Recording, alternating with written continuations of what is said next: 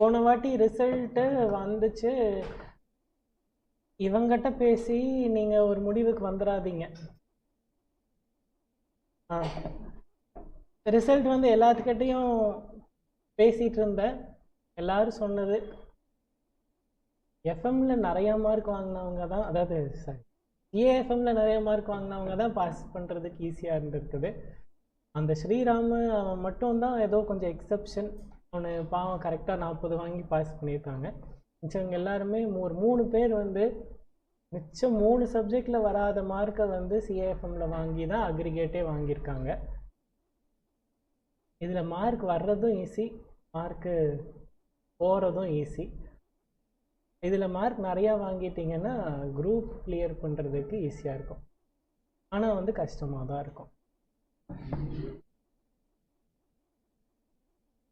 Theory நீங்கள் எவ்வளோ தான் எழுதினாலும் கடைசியில் அவங்க போடுறது தான். இங்கே அந்த பிரச்சனை எல்லாம் இல்லை, எழுதிட்டிங்கன்னா மார்க் வந்துடும். யாரெல்லாம் சிபிஎஸ்சி புக் ஒர்க் அவுட் பண்ண ஆரம்பிச்சிட்டிங்க, கை மட்டும் தூக்குனா போதும், உங்களுக்குள்ளே நீ போட்டியான்னு கேட்க வேண்டாம். நீ போட ஆரம்பிச்சிட்ட. வேறு யாராச்சும் போட்டினா போட்டேன்னு சொல்லுங்க, அவ்வளோதானே. போடுறீங்களா? எந்த ஒரே ஒரு சம் போட்டிருக்கிறியா? அதே ஒரு சம் தான் போட்டிங்களா? சரி, ஏதோ ஆரம்பிச்சிருக்கீங்க, அதனால நான் அதே தான் சொன்னேன். அவங்ககிட்ட போய் நீ போட்டியா, நான் அந்த வருஷம். சரி, கொஞ்சம் ஃபாஸ்ட்டாக போட ஆரம்பிச்சிருங்க. புக்கு இல்லை அப்படின்லாம் பார்த்துட்ருக்காதீங்க. யாராச்சும் ஒருத்தர்கிட்ட சொல்லி இந்த பேஜெல்லாம் கொஞ்சம் ஃபோட்டோ எடுத்து அது பிடிஎஃபாக ஒருத்தர் கம்பைன் பண்ணி அனுப்பிச்சு படித்து முடிங்க. சீக்கிரமாக வேலை செய்ய ஆரம்பிங்க. இதுக்கு மேலே டைம் இல்லை, 100 நாள் கூட இல்லை இன்னும் எக்ஸாமுக்கு. கார்ப்பரேட் அக்கௌண்டிங் வந்து ஃபினான்ஷியல் மேனேஜ்மெண்ட் வந்து கார்ப்பரேட் அக்கௌண்டிங் மாதிரி ரொம்ப இழுத்துட்டே போகாது, டக்கு டக்கு டக்கு டக்குன்னு முடிஞ்சிடும் நமக்கு. ஃபஸ்ட் சாப்டர் தியரி 17 18 நம்பர் எனக்கு கரெக்டாக தெரில, 17 18 தான் நினைக்கிறேன். 18th சாப்டரும் திரும்ப தியரி தான், 16th சாப்டர் தியரி தான் வரும். ஸோ அப்போ 2 சாப்டர் தியரியிலே முடிஞ்சிடும். மொத்தமாகவே 19 தான். 19ல் 9 தான் இந்த பக்கம். அப்போ 7 சாப்டர்ஸ் தான் சம்ஸு. 12th சாப்டர்லேருந்து சம்ஸ் கேட்குறதே கிடையாது. ஸோ அதையும் மைனஸ் பண்ணிடுங்க. அது மிச்சம் எத்தனை சாப்டரு?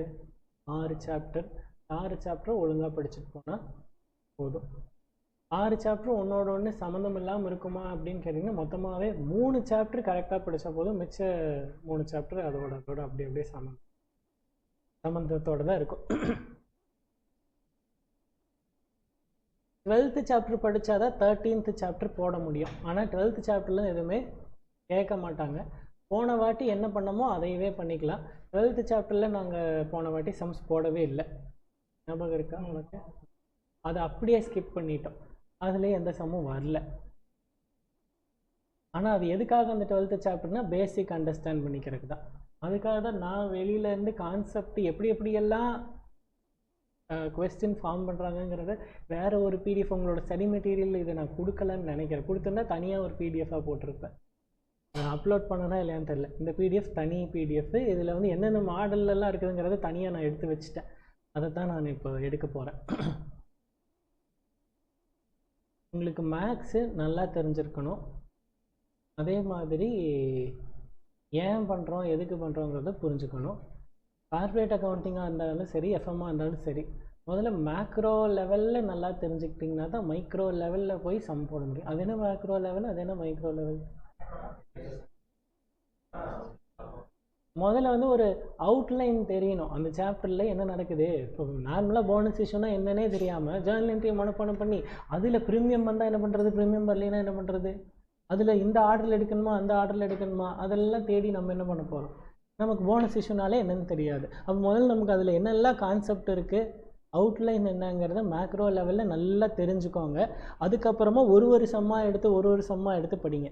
நீங்கள் என்ன தப்பு பண்ணிடுறீங்கன்னா அதை பற்றின அவுட்லைனே தெரிஞ்சுக்கிறதே கிடையாது.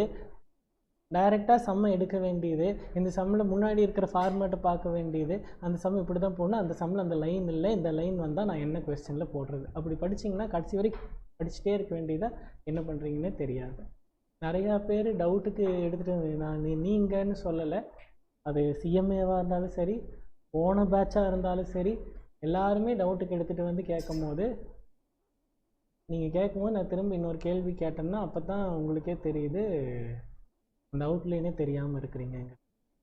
அதனால் முதல்ல அவுட்லைனை உங்கள் குட்டி சார் வச்சு எல்லோரும் தெளிவாக தெரிஞ்சுக்கோங்க. நான் அன்னைக்கு அந்த ரிவிஷனில் பண்ணதும் அதே அவுட்லைன் தான். அவுட்லைன் அவன்கிட்டயே ஃபஸ்ட்டு கேட்காதீங்க, உங்களில் முதல்ல யார் யாருக்கெல்லாம் என்னெல்லாம் தெரியும்னு ஒரு டாபிக் போட்டுக்கோங்க. அவங்கவுங்க அந்தந்த டாப்பிக்கை சொல்லுங்கள். அதுலேருந்து தெரியாதது ஏதாவது இருந்தால் அவங்ககிட்ட கேளுங்க, அவனுக்கு தெரியலனா கொண்டு வாங்க, சொல்லி தந்துடுறேன். அப்படின்னா என்னங்கிறது எப்பயுமே சரி. இப்போ முதல்ல 11th சாப்டரில் என்ன இருக்குது, தியரி கொஸ்டின் என்ன கேட்பாங்க. 11th சாப்டர்லேருந்து தியரி கேட்குறதே ரேராக தான் கேட்குறாங்க. அப்படி கேட்டாலும் அட்வான்டேஜஸ் ஆஃப் ஃபினான்ஷியல் மேனேஜ்மெண்ட் வேண்டாம் மூடிச்சோம். அந்த வராதுன்னு சொல்கிறது தேடி கண்டுபிடிச்சி அந்த புக்கில் தேடாட்டி என்ன. அட்வான்டேஜஸ் டிஸ்அட்வான்டேஜஸ் இதை தான் கேட்குறாங்க. Objectives of financial management, advantages of financial management தான் கேட்க முடியும். அதுக்கு மேலே 11th சாப்டரில் ஒன்றுமே இல்லை. அப்போ எதுக்கு அவ்வளோ பெருசாக டைப் பண்ணி வச்சுருக்கிறான், என்ன தான் அந்த உள்ளே டைப் பண்ணியிருக்கான் அப்படின்னா, ஃபினான்ஷியல் மேனேஜ்மெண்ட்டில் ஒர்க்கிங் கேபிட்டல் பற்றி படிப்போம், டைம் வேல்யூ ஆஃப் மணி பற்றி படிப்போம், டெசிஷன் மேக்கிங் பற்றி படிப்போம், அதில் நெட் ப்ரெசென்ட் வேல்யூ பற்றி ஒரு இனிமேல் படிக்க போகிற எல்லா சாப்டரோட சப்ஹெட்டிங் ஒன்றுத்தையும் இவன் வந்து ஒரு சைட் ஹெட்டிங்காக போட்டு அதை டீட்டெயில்டாக எக்ஸ்பிளைன் பண்ணியிருக்கான். நம்ம எஃப்எம்மில் இருக்கிற 9 சாப்டரும் முடிச்சுக்கலாம். அதுக்கப்புறமா நீ அதில் பேஜை திருப்பி பாரு, அதெல்லாம் அதே சைட் ஹெட்டிங்கை தான் அவன் வந்து 11th சாப்டர். இது அக்கௌண்ட்ஸில் ஃபஸ்ட்டு சாப்டர் சும்மா ஒரு அவுட்லைன் கொடுப்பாங்களா, அதே தான் இங்கே இருக்கு. அடுத்தது 12th chapter time value of money. உங்கள் புக்கில் ஹெட்டிங் வேறு ஏதாவது இருக்கும், எனக்கு வேணுங்கிறது டைம் வேல்யூ ஆஃப் மணி, அதனால் நான் டைம் வேல்யூ ஆஃப் மணின்னு அதுக்கு ஒரு ஹெட்டிங். புக்கு மூடி வச்சிடும். புக்கில் ஒன்றுமே இல்லைடா, இல்லாத ஒரு புக்கில் வேறு ஏதோ பிடிஎஃப் இருக்குது, வேறு என்னமோ இருக்குது, அதை வச்சுட்டு இப்போ ஒன்றே சொல்லுப்பா, அங்கே ஒருத்தன் புக்கு தேடிட்டே இருக்கு. இல்லாததை தேடாதீங்கடா. முதல்ல ஃபினான்ஸ்னால் என்ன, இது 11th 12th எல்லாமே கம்பைன் பண்ணது தான் இந்த பிடிஎஃப். ஃபினான்ஸ்னால் என்ன, காசுன்றாதீங்க. காசை வச்சு தமிழ் சரி. யாரோ ஒருத்தர் ஆன்சர் சொல்லிட்டு, மணி காசு, வணிகமா மணியா, MONEY மணியா, இல்லை யாரோ வணிகம்னு நீங்கள் வணிகம் நீ என்ன சொன்ன அப்போ யாருமே மணின்னு ஒரு ஆன்சர் சொல்லவே இல்லை. பண்ணா நான் எதை சொல்ல வேணான்னு சொன்னோம் அதையவே நான் சொல்லிக்கிறேன். ஃபினான்ஸ் தான் என்னது, மணி, காசு, சரியா, அதான் ஃபண்டு, எப்படி வேணால் பேர் வச்சுக்கோங்க. ஆனால் finance is all about study of dash and dash அப்படின்னு கேட்டால் வெறும் காசை பற்றி மட்டும் படிக்கிறது இல்லை ஃபினான்ஸ். அதில் எதுவும் சேர்த்து படிக்க போகிறோம்.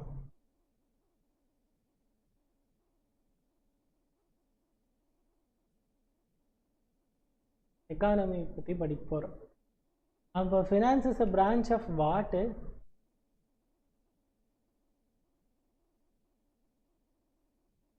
டுவெல்த்து ஸ்டாண்டர்டில் காமர்ஸ்ன்னு ஒன்று படிக்கிறோம், அதை வந்து லான்னு படிச்சிடுறீங்க. இங்கே வந்து கரெக்டாக காமர்ஸில் படித்தது தான் நீங்கள் வந்து லான்னு படிச்சுட்ருக்கீங்க. நீங்கள் படிக்கிற லா தனித்தனியாலாம் சொல்லலை, ஜென்ரல் அவுட்லைன் இங்கே லா, அது பிஸ்னஸ் லாவாக இருக்கட்டும், கம்பெனி லாவாக இருக்கட்டும், என்ன லாவாக இருந்துட்டும், அதோட பேசிக்ஸ் தான் காமர்ஸ்ன்னு படிச்சிடுறீங்க. அக்கௌண்ட்ஸ் படிக்கிறோம், இங்கே வந்து ஃபினான்ஷியல் அக்கௌண்டிங், மேனேஜ்மெண்ட் இது கார்ப்பரேட் அக்கௌண்டிங் இதெல்லாம் படிச்சுக்கிட்டு இருக்கோம். அங்கே ஒரு எக்கனாமிக்ஸ், மொத்தமாகவே 3 சப்ஜெக்ட் எக்கனாமிக்ஸ் படிக்கிறோம். அப்போ அதை இங்கே என்னென்னு படிக்கிறோம், அதுதான் ஃபினான்ஷியல் மேனேஜ்மெண்ட். அங்கே தியரியாக படிச்சிட்டோம், இங்கே வந்து அதுக்கெல்லாம் சம் போட போகிறோம். நமக்கு தியரி, அவன் எக்கனாமிக்ஸ் டீட்டெயில்டாக படிக்கிறவன் தியரி படிச்சுக்கிட்டோம், நம்ம வந்து அதில் சம்மை மட்டும் போட்டுட்டு போயிடலாம். அப்போ எக்கனாமிக்ஸில் என்ன படிக்க போகிறோம், இது எக்கனாமிக்ஸோட ஒரு பார்ட்டாக இருக்கிறதுனால தான் நம்ம இங்கே என்ன படிக்க போகிறோம் அப்படின்னா ஸ்டாட்டிஸ்டிக்ஸ் படிக்க போகிறோம். சரியா, எக்கனாமிக்ஸில் படிச்சிங்கள அந்த நம்பர்ஸ் எல்லாம் வச்சு மீன், மீடியன், மோடு, ஸ்டாண்டர்ட் டீவியேஷன், இதெல்லாம் கோஎஃபிஷியன்ட் ஆஃப் வேரியேஷனா, அதான் இவ்வளோ காரிலேஷன், ரெக்ரெஷன். சரி, இதெல்லாம் படிச்சிட்டிங்கல்ல. உனக்கு அதெல்லாம் ஃபார்முலாலாம் நான் கேட்க போகிறதில்ல. ஸ்டாண்டர்ட் டீவியேஷன் ஒன்று, மீன் மீடியன் மோடு முடிச்ச உடனே நீங்கள் என்ன படிக்க போகிறீங்க? ஸ்டாண்டர்ட் டீவியேஷன் அப்படின்னா என்ன? இது அவன் என்னமோ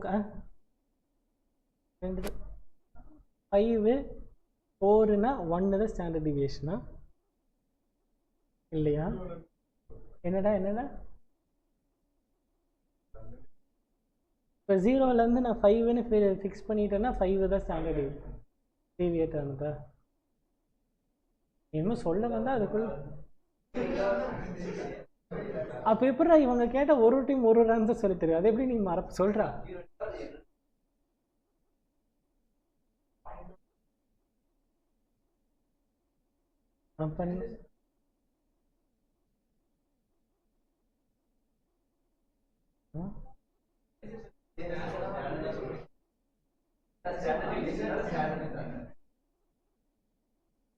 சரி, ஓகே, உங்களுக்கு ஏதோ ஒன்று தெரிஞ்சிருக்கு அதை பற்றி. அதெல்லாம் வந்து ஃபார்முலா மனப்பாடம் பண்ணிக்கலாம்.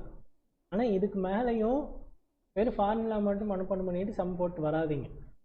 இது நமக்கு தேவையில்லையா அப்படின்னு நான் தெரிஞ்சுக்கணுமா கண்டிப்பான்னு கேட்டிங்கன்னா, நீ ஃபார்முலா மனப்பாடம் பண்ணிட்டு போனால் சம் போட்டு வரலாம் தான், நான் இல்லைன்னு சொல்லலை.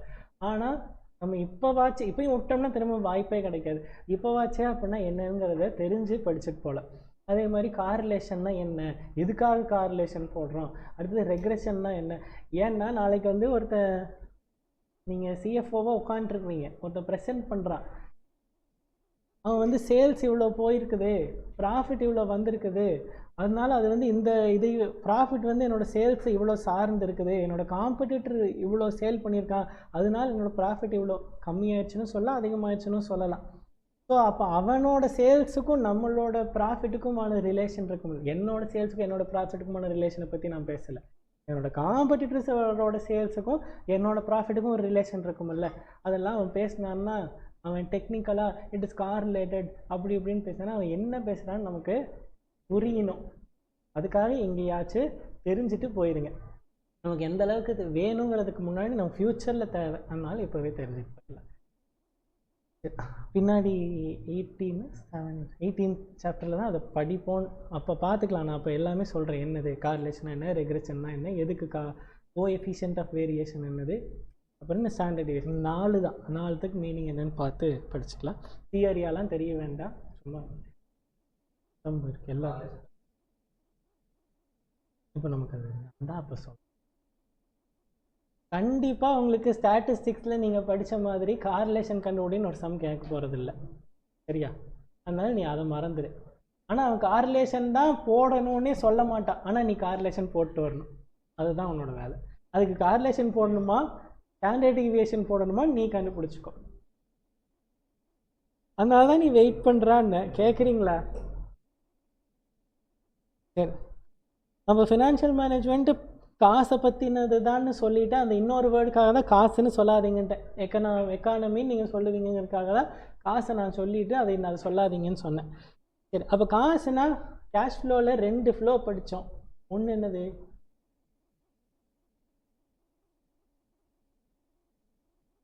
என்னமா 2 ஃப்ளோன்னு சொல்கிறேன், அப்புறம் டைரக்ட் இன்டைரக்ட்டுங்கிறான். சரி, இப்போ financial management deals with inflow and outflow of cash. 2 activity படித்தோம். காசு வெளியிலேருந்து வாங்கினோம்னா எங்கேருந்து, அதுக்கு பேர் என்ன ஆக்டிவிட்டி?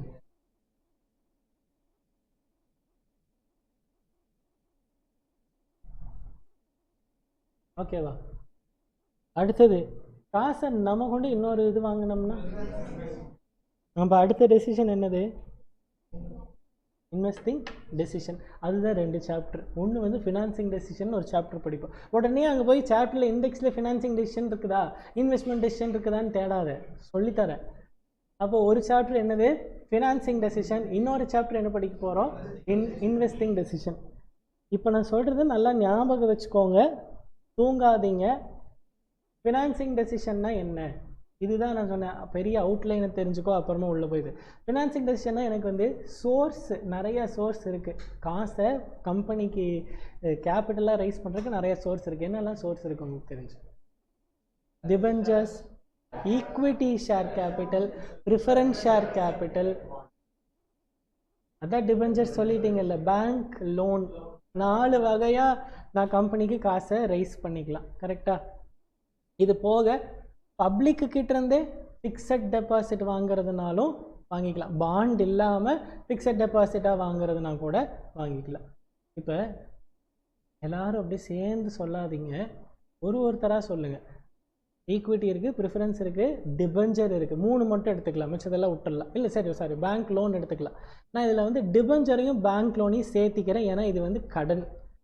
அடுத்தது ஈக்விட்டி தனி, ப்ரிஃபரன்ஸ் தனி, கடன் தனி. இந்த 3 சோர்ஸ் ஆஃப் ஃபினான்ஸில் கம்பெனிக்கு எது cheaper source of finance? Company எதுக்கு கம்மியான காசை திரும்ப கொடுத்தா போதும்னு நீங்கள் நினைக்கிறீங்க? ஈக்விட்டி, ப்ரிஃபரன்ஸு, கடன். வெளியிலேருந்து டிபெஞ்சராக வாங்கினாலும் சரி, பாண்டாக வாங்கினாலும் சரி, பேங்க் லோன் என்ன, ஒருத்தராக தானே கேட்டு வர.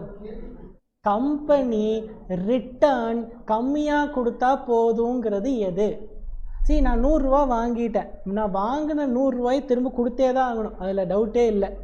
அது நான் எப்படி ஈக்விட்டியாக வாங்கினாலும் சரி, ப்ரிஃபரன்ஸாக வாங்கினாலும் சரி, டிபெஞ்சராக வாங்கினாலும் சரி. பட் இதுக்கு ஒரு எக்ஸ்ட்ராவாக டிவிடெண்டோ இன்ட்ரெஸ்ட்டோ இல்லை ப்ரிஃபரன்ஸ் டிவிடெண்டோ பே பண்ணுறேன்ல, இது வந்து அந்த 100 ரூபா இல்லாமல் நான் எக்ஸ்ட்ராவாக கொடுக்கறது. அது எதில் இருக்கிறதுல சீப்பாக இருக்குங்கிறத என்னோட கேள்வி. உடனே நீ கொஸ்டின் சொல்லு, நான் 10% ப்ரிஃபரன்ஸ் ஷேரு, 12% டிபெஞ்சர்னு நீ சொல்லு, நான் ஆன்சர் சொல்கிறேன்னு கேட்காதீங்க. இது ஜென்ரலாக கேட்குற கொஸ்டின். இதில் நீங்கள் நினைக்கிறது இது பேங்க் லோன்.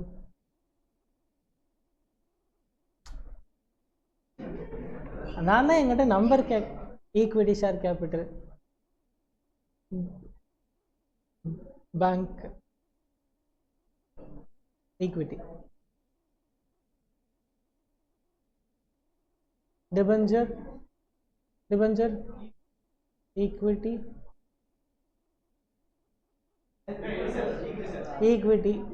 ஈக்விட்டி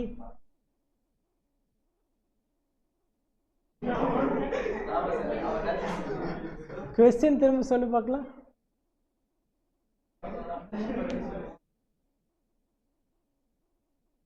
சரி, ஈக்விட்டி, டிபெஞ்சர். ஒரே நிமிஷம். டிபெஞ்சர் யாரெல்லாம் சொல்கிறீங்க?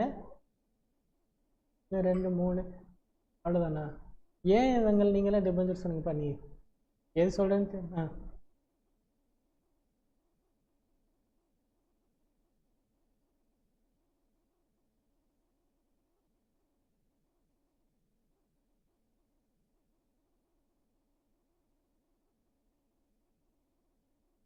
ப்ரிஃபரன்ஸ் ஷேர் ஹோல்டருக்கு எக்ஸ்ட்ரா பே பண்ண வேண்டாம்.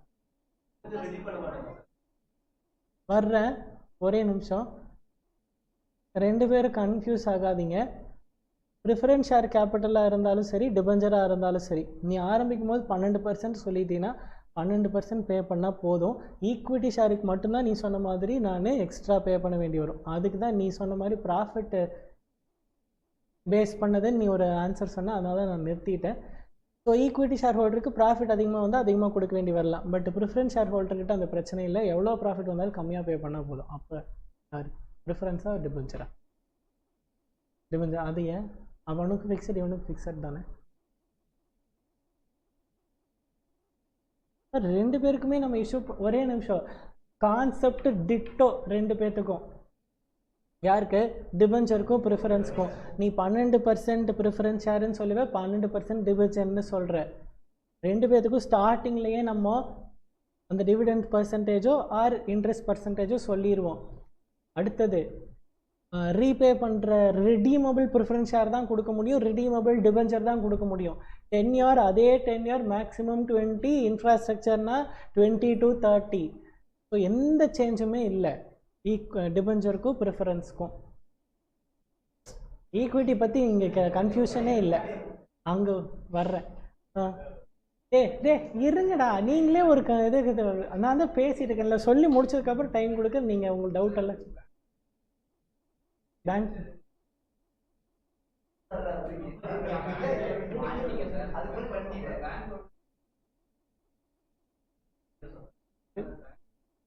சரி முடியும். அப்புறம் இருக்கிறா இவ்வளோ நேரம் பேசிட்டு இருந்தேன். சரி, இப்போ டிபென்ச்சர் இருக்கு, இப்போ உன்னோட ஆன்சர் மாறுமா? பேங்க் லோன் தானா? டேய் அமைதியா இருங்கடா, ஒரு 2 நிமிஷம்டா. அப்ப எப்படி தெரிஞ்சுக்குவீங்க? ரெண்டுமே நான் தான்.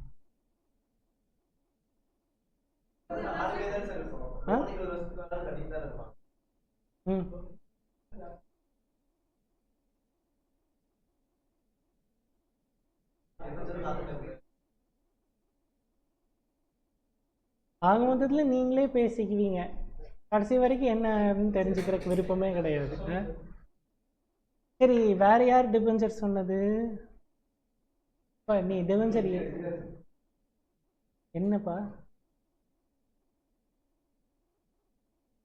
ஃபஸ்ட்டு ப்ரிஃபரன்ஸ் அவனுக்கு கொண்டு போய் கொடுக்கணுமா இருந்ததுன்னு வச்சுக்கோயேன்.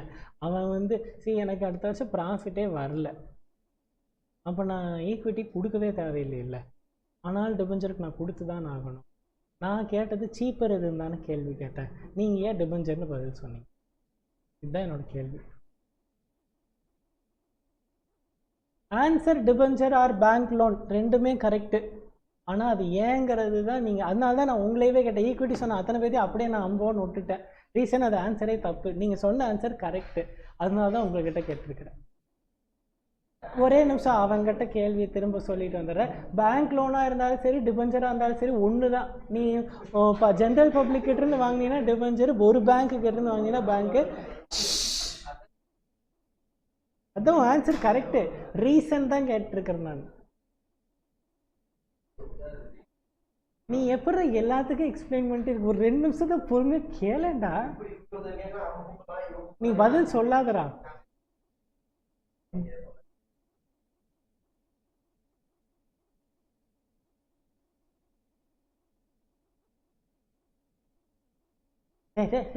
டிபென்ச்சரும் பேங்க் லோனும் ஒண்ணுங்கிற, திரும்ப டிபென்ச்சர் ஈக்விட்டி. சரி, அதனால தான் நான் ஈக்விட்டி ஷேர் இல்லவே இல்லைன்னு ஆன்சர் சொல்லிட்டேன். இப்போ எங்கே கன்ஃபியூஷன் வந்து நின்றுச்சுன்னா, ப்ரிஃபரன்ஸ் ஷேருக்கும் டிபென்ச்சருக்கும் தான். ப்ரிஃபரன்ஸ் ஷேர்லேயும் நீ வாங்கினதை தான் திரும்ப ரீபே பண்ணுவேன், அதே மாதிரி ஸ்டார்டிங்லேயே டிவிடெண்ட் பர்சன்டேஜ் அங்கேயும் சொல்லிடுவேன், இங்கேயும் இன்ட்ரெஸ்ட் பர்சன்டேஜ் தெரிஞ்சிடும். ஆனால் இதை தாண்டி டிபென்ச்சரில் என்ன லாபம்?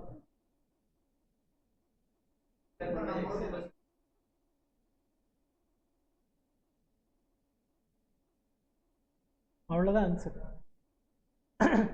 இன்ட்ரெஸ்ட் பே, ஒரே நிமிஷம், இன்ட்ரெஸ்ட் பே பண்ணுறீங்கன்னா அதில் வந்து அதை பிஎன்எல்ல எக்ஸ்பென்ஸாக காமிச்சிக்கலாம், ஓகேவா? அப்போ ப்ராஃபிட் என்ன ஆகுது? அப்போ டேக்ஸ் என்ன ஆகும்? அவ்வளோதான்.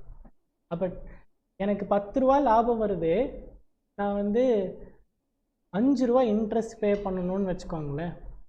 அப்போ நான் 5 ரூபா இன்ட்ரெஸ்ட் பே பண்ணிடுவேன், பேலன்ஸ் எங்கிட்ட 5 ருபீஸ் இருக்கும். எனக்கு அதில் 10% டேக்ஸ் அப்படின்னா நான் வெறும் 50 பைசா டேக்ஸ் கட்டுனா போதும், கரெக்டாக? புரிஞ்சுதா என்ன பேசிட்டு இருக்கேன்னு? சரி, அதே இந்த இன்ட்ரெஸ்ட்டை பே பண்ணலேன்னு வச்சுக்கோங்க, அப்போ நான் 1 ரூபா டேக்ஸ் கட்டி இருக்கணும். இப்போது நான் இன்ட்ரெஸ்ட் எவ்வளோ பே பண்ணியிருக்கேன்னா நான் எவ்வளோ சொல்லுவேன்? ஏன்ப்பா 4.5? நான் தான் 5 ருபீஸ் பே பண்ணல, ஆனால் நான் எவ்வளோ இன்ட்ரெஸ்ட் பே பண்ணியிருக்கேன்? 4.5ன்னு தான் சொல்ல போகிறேன். சரி, நான் 5 ருபீஸ் இன்ட்ரெஸ்ட் பே பண்ணுறேன், இன்னொரு சினாரியோவில் 5 ருபீஸ் டிவிடெண்ட் பே பண்ணுறேன், ப்ரிஃபரன்ஸ் டிவிடெண்ட் பே பண்ணுறேன். ஈக்விட்டி பற்றி கேள்வியே இல்லை, முதல்ல எடுத்தோன்னே நீ ஆன்சர் சொல்லிவிட்டா, நான் ஈக்விட்டியை அப்படியே விட்டுறேன். ஈக்விட்டி ஏன் விட்றேன்னு அப்புறம் வந்து சொல்கிறேன். ஒரு சினாரியோவில் நான் என்ன பே பண்ணுறேன்? டிபென்ச்சருக்கு இன்ட்ரெஸ்ட்டு. இன்னொரு சினாரியோவில் நான் என்ன பண்ணுறேன்? ப்ரிஃபரன்ஸ்க்கு டிவிடெண்ட். ப்ரிஃபரன்ஸ் டிவிடெண்ட் நான் 5 ருபீஸ் பே பண்ணேன்னா நான் 5 ருபீஸ்ன்னு தான் சொல்லுவேன். அதே இன்ட்ரெஸ்ட் நான் 5 ருபீஸ் பே பண்ணேன்னா நான் வெறும் 4.5 தான் பே பண்ணேன்னு சொல்லுவேன். ஏன் அப்படி சொல்கிறேன் அப்படின்னா, ஒருவேளை நான் இந்த இன்ட்ரெஸ்ட் பே பண்ணலினா நான் டேக்ஸ் எவ்வளோ கட்டியிருக்கணும்? 1 ரூபா. இப்போ நான் இன்ட்ரெஸ்ட் பே பண்ணதுனால நான் டேக்ஸ் எவ்வளோ தான் கட்டுறேன். அப்போ நான் எப்படினாலும் இன்னொரு 0.5 போக தான் போகுது. அது டேக்ஸாக கட்டுறதுக்கு பதிலாக நம்ம என்ன பண்ணிடலாம், இன்ட்ரெஸ்ட்டாக கட்டிடலாம். அதுதான் வந்து இன்ட்ரெஸ்ட்டில் வர லாபம். இவ்வளோ ரொம்ப கம்மியாலாம் வராது. டேக்ஸ் ரேட் வந்து 40% கிட்ட இருக்குது அப்படின்னா அது எவ்வளோ, கிட்டத்தட்ட 2 ரூபா டேக்ஸ் வந்திருக்கும். கரெக்டாக? அப்போ 2 ரூபா டேக்ஸ்னால் அப்போ எவ்வளோ சேவ் ஆகுதுன்னு பார்த்துக்கோங்க. 3 ரூபா தான் நீ இன்ட்ரெஸ்ட்டே பே பண்ணுறேன். ஆக்சுவலாக நான் எனக்கு கடன் கொடுத்தவங்களுக்கு 5 ரூபா கையில் கொடுக்குறேன். ஆனால் நான் என்ன சொல்கிறேன், வெறும் 3 ரூபா தான் பே பண்ணுறேன். ஏன்னா நான் ஒரு வேளை இவனுக்கு அந்த இன்ட்ரெஸ்ட்டை கொடுக்கலன்னா நான் இதை கொண்டு போய் டேக்ஸாக கட்டியிருக்கணும், என்னோடய ப்ராஃபிட் நிறையா இருந்திருக்கும்னு நான் சொல்லிடுவேன். அதே நான் இப்போ இந்த இடத்துல டேக்ஸ் கட்டிட்டு அதுக்கு இப்போ பாருங்க 10 rupees ப்ராஃபிட் வந்துச்சு. இதுலேருந்து நான் ஃபஸ்ட்டு என்ன பே பண்ணுவேன், இன்ட்ரெஸ்ட் பே பண்ணிடுவேன். அதுக்கப்புறம் பேலன்ஸ் எவ்வளோ இருக்கும், 5 rupees இருக்கும். இதுலேருந்து 40% டேக்ஸ் வச்சுக்கோங்க. இப்போ எவ்வளோ கையில் காசு இருக்கும், இதை வந்து ஈக்விட்டி ஷேர் ஹோல்டர் எடுத்துகிட்டு போயிடுவோம். ஓகேவா? இதே இன்னொரு சினாரியோவில் இது வந்து இன்ட்ரெஸ்ட்டு. இதே இன்னொரு சினாரியோவில் ப்ரிஃபரன்ஸ் டிவிடெண்ட் பே பண்ணுறோன்னு வச்சுக்கலாம். ஃபஸ்ட்டு நம்ம எதை மைனஸ் பண்ணிடலாம், டேக்ஸு 4 rupees டேக்ஸாக மைனஸ் பண்ணணும். கரெக்டாக? 40% தானே டேக்ஸு. அப்போ எவ்வளோ கையில் காசு இருக்கும், 6 rupees. அதுலேருந்து ப்ரிஃபரன்ஸ் டிவிடெண்ட் பே பண்ணணும். அது எவ்வளோ, 5 rupees. அப்போ ஈக்விட்டி ஷேர் ஹோல்டருக்கு எவ்வளோ தான் கிடைக்கும், 1 ரூபா தான் கிடைக்கும். அப்போ அந்த இடத்துல ஈக்விட்டி ஷேர் ஹோல்டருக்கு நிறையா கிடைக்குது இல்லை. அதே 5 ரூபா தானே. இன்ட்ரெஸ்ட் கொடுத்தாலும் 5 ரூபா தான் பே பண்ணுறோம், ப்ரிஃபரன்ஸ் டிவிடெண்ட் கொடுத்தாலும் 5 ரூபா தான் பே பண்ணுறோம். ஆனால் அது டேக்ஸுக்கு முன்னாடி, இது டேக்ஸுக்கு பின்னாடி. அதனால் இவ்வளோ இம்பேக்ட் வருது. புரிஞ்சுதா இல்லையா? அப்போ எது cheaper source of finance, debenture. அப்போது இதுக்கு இப்போவே கன்க்ளூஷனுக்கு வந்துடுறோமே. இதில் என்னத்தை போய் ஃபினான்சிங் டெசிஷன்னு நம்ம பெருசாக படிக்க போகிறோம்னா மொத்த சாப்டரும் நீ சொன்னதை தான் படிக்க போகிறோம். என்னென்னா நமக்கு ப்ராஃபிட்டு வரவே இல்லைன்னு வச்சுக்கோ, அப்போயும் நான் இன்ட்ரெஸ்ட் கொடுக்கணும் அப்படின்னா நான் இன்னொரு கடனை வாங்கி தான் நான் இன்ட்ரெஸ்ட் கொடுப்பேன். கரெக்டு தானே? ப்ராஃபிட் அதிகமாக வந்தால் தான் நான் ஈக்விட்டி ஷேர் ஹோல்டர் கொடுக்கவே வேண்டி வரும். ப்ராஃபிட் வரவே இல்லைன்னா ஈக்விட்டி ஷேர் ஹோல்டர் ஒன்றுமே கேட்க மாட்டான். அவன் பாட்டுக்கு போட்ட காசை போட்ட மாதிரியே வச்சுட்டு கம்பெனி உட்காந்துருப்பான். நம்ம கம்பெனி நிம்மதியாக நடத்திட்டு இருக்கலாம். அதே கடன் வாங்கி கம்பெனி நடத்தணும்னா ப்ராஃபிட் வரலன்னு கம்பெனி ஏதாச்சும் ஒன்று பண்ணணும், இல்லைன்னா இன்னொரு கடனை வாங்கி இந்த அப்போக்கு இன்ட்ரெஸ்ட் ஏறிக்கிட்டே போகும். அப்போ அதைத்தான் நம்ம வந்து ஃபினான்சிங் டெசிஷன் சாப்டரில் படிக்கிறோம். ஃபினான்சிங் டெசிஷன் சாப்டர் என்ன சொல்லுது அப்படின்னா, நீ வந்து சிங்கிள் சோர்ஸ் ஆஃப் ஃபினான்ஸில் காசு வாங்காத. Always there should be a mix. எப்படி, ஈக்விட்டி, ப்ரிஃபரன்ஸு, டிபெஞ்சர்னு ஒரு மிக்ஸு வச்சுக்கோ. அப்படின்னா தான் உன்னால் கம்பெனி நடத்த முடியும். மொத்தத்தையும் டிபெஞ்சர்ஸ் சீப்பராக இருக்குதுன்னு சீப்பராக வாங்கினா ஆரம்ப ஸ்டேஜில் கம்பெனி கஷ்டப்படும். ஏன்னா நீ ப்ராஃபிட்டே வரக்கு முன்னாடி இன்ட்ரெஸ்ட் பே பண்ணுறதா இருக்கும். புரிஞ்சுதா? பட் ஃப்யூச்சரில் வந்து ஈக்விட்டி வந்து ரொம்ப காஸ்ட்லியாக போயிடும். ஏன்னா அவனோட ரிட்டர்ன் வந்து ரொம்ப அதிகமாக எதிர்பார்ப்பான். 1 ரூபாய்க்கு இன்றைக்கி ஈக்விட்டி ஷேர் இஷ்யூ பண்ணதெல்லாம் இன்றைக்கி மார்க்கெட்டில் வந்து 1000-2000 rupeesக்கு ட்ரேட் ஆகிட்டு இருக்கு. அவனை பொறுத்த வரைக்கும் அவனுக்கு டிவிடெண்ட்டு, நான் இன்றைக்கி போய் அதே ஷேரை 1000 ரூபாய்க்கு மார்க்கெட்டில் வாங்குறேன், எனக்கு டிவிடெண்ட் 10 ரூபா டிவிடெண்ட் கொடுக்குறாங்க. கம்பெனியோட ஃபினான்ஷியல் ஸ்டேட்மெண்ட்ஸ் எடுத்துக்கோங்க, அவன் எத்தனை % டிவிடெண்ட் கொடுத்துருக்கான். கொசன்னு ஒரு டீட்டெயிலை சொல்லிவிட்டு ஏதோ ஒரு % அவன் கேட்குறான்னு யோசிக்காதீங்க. 1 ரூபா ஷேரு 1990 இஷ்யூ பண்ணது, இன்றைக்கி அதோட மார்க்கெட் வேல்யூ 1500. நான் அந்த 1500 rupees கொடுத்து அந்த ஷேரை வாங்கிட்டேன். வாங்கி 1 வருஷம் வச்சுருந்துருக்கிறேன். எனக்கு 10 ரூபாய்க்கு டிவிடெண்ட் கிடச்சிது. % Of return or dividend % for company எவ்வளோ? 0.1. எப்படி 10 divided by 1500 into 100 தான் போட்டிங்களா? இருங்கடா, அதை தான் போட போகிறீங்களா? கடைசி வரைக்கும் அந்த கால்குலேட்டரே அமுத்திட்டு இருங்கடா, தப்புன்னு தெரிஞ்சுமே. அது இருக்கிற அதுதான் போட போகிறீங்களா இல்லை வேறு எதாவது போட போகிறீங்க? பதில் சொல்லிட்டு போடுங்க. வேறு யாராச்சும் எதாவது போட போகிறீங்களா? நான் இதை யோசித்தேன் ஆனால் சொல்லலை அப்படி இப்படின்லாம் அப்புறம் சொல்லக்கூடாது. ஓவா 10 divided by 1 into 100 போடுங்க, அதுதான் டிவிடெண்ட் %. 100. அப்போ எத்தனை பர்சன்டேஜ் ரிட்டர்ன் கொடுக்குறாங்க கம்பெனி? 1000. 1 ரூபா தான்டா கம்பெனி கேபிட்டல் வாங்குச்சு. கண்டது யோசிக்காதீங்க, சொல்றதை அப்படியே ஃபாலோ பண்ணிட்டாங்க. வெயிட் பண்ண சொல்லி முடிக்கலைங்கிறேன். 1 ரூபா தானே கம்பெனி 1990 கேபிட்டல் வாங்குச்சு. அப்போ கம்பெனிக்கு எவ்வளோ காசு கிடைச்சது? இன்னைக்கு அது எவ்வளோ ரிட்டர்ன் உனக்கு வருஷம் வருஷம் கொடுத்துக்கிட்டு இருக்குது? 10 ரூபா. இன்னும் வாங்கின கடன் 1 ரூபாய் அதே தான் வச்சுக்கிட்டு இருக்கு, அது கொடுக்கல. அதுக்கு ரிட்டர்னே இன்னைக்கு. அப்போ ரிட்டர்ன் ரேட் ஆஃப் ரிட்டர்ன் எவ்வளோ கொடுத்துருக்காங்க? வருஷம் வருஷம் 1000% கொடுத்துக்கிட்டு இருக்காங்க. இதே 1 ரூபாயை அன்னைக்கு அவன் டிபெஞ்சராக வாங்கியிருந்தான்னு வச்சுக்கோ, 12% வாங்கிக்கிட்டோம்.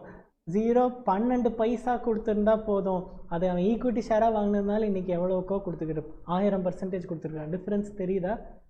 12% எங்கே இருக்குது, 1000% எங்கே இருக்குது? உன்னையை பொறுத்த வரைக்கும் நீ 1500 ரூபா போட்ட, கம்பெனிக்கு போயிருக்குமா? அது போயிருக்காது. நீ மார்க்கெட்லேருந்து தானே வாங்கினேன்.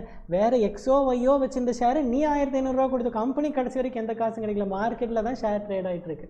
புரிஞ்சுதா என்ன நடக்குது? நாங்கள் அப்போது எது இருக்கலே காஸ்ட்லியஸ்ட் சோர்ஸ் ஆஃப் ஃபினான்ஸ்னால் ஈக்விட்டி, எது இருக்கலே சீப்பஸ்ட் சோர்ஸ் ஆஃப் ஃபினான்ஸ்னால் நீங்களே சொன்ன மாதிரி bank Lona debenture. But starting ஸ்டேஜில் ப்ராஃபிட் கம்மியாக இருக்கும்போது நம்ம கடன் வாங்கினோம்னா அதுவே காஸ்ட்லி சோர்ஸாக போய் முடிஞ்சிடும். அதனால் that should be a proper mix. அது எந்தெந்த கம்பெனிக்கு எந்தெந்த மிக்ஸ் அப்படிங்கிறது தான் நம்ம எந்த சாப்டரில் படிக்க போகிறோம்? ஃபினான்சிங் டெசிஷனில் படிக்கும்.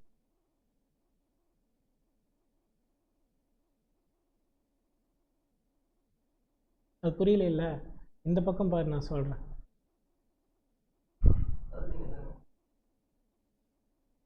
நீ தான் கேட்ட, நான் தான் பதில் சொல்கிறேன்னு சொல்லிட்டேன்.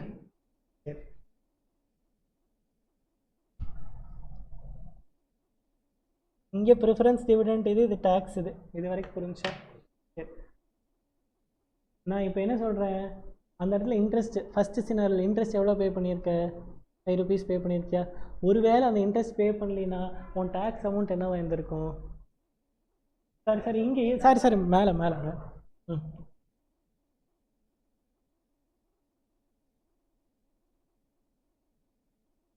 ம் உன்னோட டேக்ஸ் அமௌண்ட் என்னவா இருந்திருக்கும்? 4 rupees இருக்குது. இப்போ இன்ட்ரெஸ்ட் பே பண்ணதுனால உன்னோட டேக்ஸ் அமௌண்ட் என்னவா இருக்குது? 2 ரூபா. இன்ட்ரெஸ்ட் பே பண்ணதுனால டேக்ஸ் எவ்வளோ குறைஞ்சிருக்குது? 2 ரூபா. 4 ரூபாய் கட்ட வேண்டிய இடத்துல நீ வெறும் 2 ரூபா தான் கட்டுற. அப்போ எப்படினாலும் ஒரு எக்ஸ்ட்ராவாக ஒரு 2 ரூபா செலவு ஆக தான் போகுது. நீ இன்ட்ரெஸ்ட் பே பண்ணதுனால அந்த செலவை குறைச்சிட்ட. அப்போது நான் என்ன சொல்கிறேன்னா, இன்ட்ரெஸ்ட்டு நீ 5 ரூபா பே பண்ணாலும் உன்னோட இன்ட்ரெஸ்ட்டு நான் வெறும் 3 ரூபான்னு தான் எடுத்துக்குவேன்னு நான் சொல்கிறேன். 3 ரூபா மட்டும் நீ வச்சுக்கிட்டா போதும். ஏன்னா அப்படி இல்லைனாலும் நீ என்ன பே பண்ணியிருப்ப? டேக்ஸ் பே பண்ணி தண்டமாக தான் அந்த காசு போக போயிருக்கு. இந்த பக்கம் டேக்ஸ் ஏறி இருக்குல்ல. இதெல்லாம் ஃபார்முலாவில் வந்துடும். என்னன்னே புரியலினாலும் பரவாயில்ல, பட் ஃபார்முலா ஏன் போடுறோன்னு தெரியணும். அதுக்காகத்தான் நான் இதெல்லாம் பேசிகிட்டு இருக்கேன். I/(1 - T) ஒரு ஃபார்முலா இருக்குது. காலேஜில் படித்தவங்கெல்லாம் படிச்சிருப்பீங்க. Cost of debenture is equal to I/(1 - T) divided by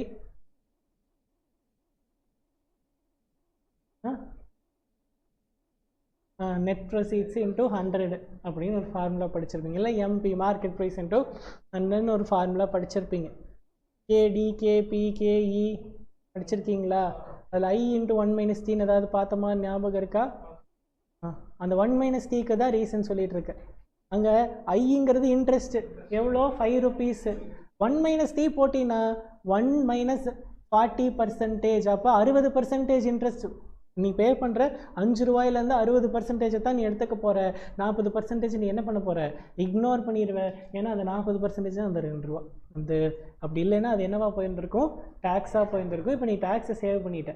அதனால அதை இன்ட்ரெஸ்ட்டாக எடுத்துக்காத. அது எப்போனாலும் போகிற காசு தான். அது போயிட்டு போகுது. 3 ரூபா தான் உனக்கு இன்ட்ரெஸ்ட்னால போச்சு அப்படிங்கிறது தான். புரியலன்னா ஃபார்முலாவோடு பார்க்கும்போது புரிய ட்ரை பண்ணலாம். அப்பையும் புரியலைன்னா மனப்பாடம் பண்ணிடலாம். சரி, அடுத்தது ஃபினான்சிங் டெசிஷனை பற்றி தான் இவ்வளோ நேரம் நான் பேசிகிட்டு இருந்தேன். அடுத்தது இன்வெஸ்டிங் டெசிஷன். இன்வெஸ்டிங் டெசிஷனில் என்ன படிக்க போகிறோம்? எப்படிலாம் கிடைக்கும்?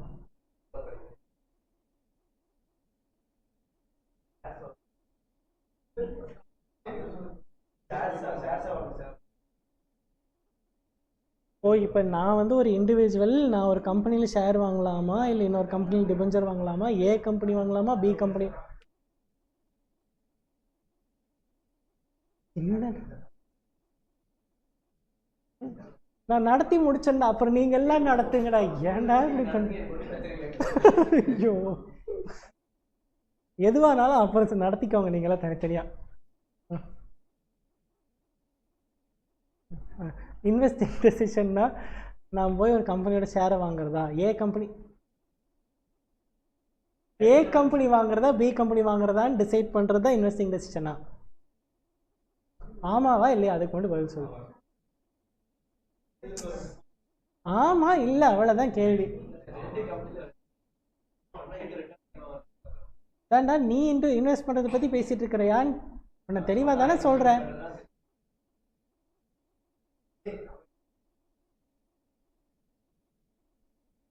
இப்போ இவங்கெல்லாம் பதில் சொன்னதெல்லாம் கரெக்ட். என்ன சொன்னாங்க? அது வந்து இண்டிவிஜுவல் பாயிண்ட் ஆஃப் வியூ, எனக்கு அது வேண்டாம். நான் ஷேரில் இன்வெஸ்ட் பண்ண போகிறேன்னா இந்த அதே ஸ்டாக்கில் பர்ச்சேஸ் பண்ணிக்கலாமா இல்லை வந்து அசெட் வாங்கிக்கலாமான்னு பண்ணி என்ன இன்வெஸ்ட் பண்ணுவாங்க?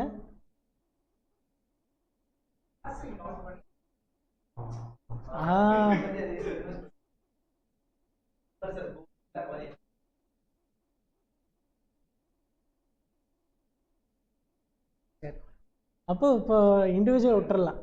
இப்போ அவன் சொல்கிற மாதிரி கம்பெனி வந்து பிஸ்னஸை விட்டுட்டு போய் ஒரு லேண்ட் வாங்குறதா இல்லை கோல்டு வாங்குறதா? இப்போ அதுதான் நான் சொன்னேன், பிஸ்னஸ் சரி பிஸ்னஸ் நடத்திட்டு இருக்கட்டும் தனியாக, அதுலேருந்து ஒரு லாபம் வரும், அந்த லாபத்தை கொண்டு போய் கோல்டு லேண்டு ஷேர் வாங்குறதா டிசைட் பண்ண போகிறோம். பரவாயில்ல சொல்லுங்கள், அதுதான் டிசைட் பண்ண போகிறோம் அப்படின்னு நீ அண்டர்ஸ்டாண்ட் பண்ணியிருக்க. சரி, வேறு யாரெல்லாம் அந்த இன்வெஸ்ட்மெண்ட் தேவைப்படுறது ஃபினான்சிங் ஆக்டிவிட்டி. எங்கேருந்தெல்லாம் காசு எடுத்துகிட்டு வர்றதுன்னு இன்வெஸ்டிங்கில் வந்த ஃபினான்சிங்கில் வந்த காசை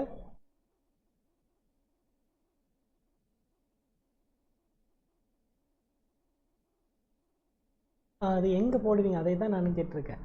கரெக்டு.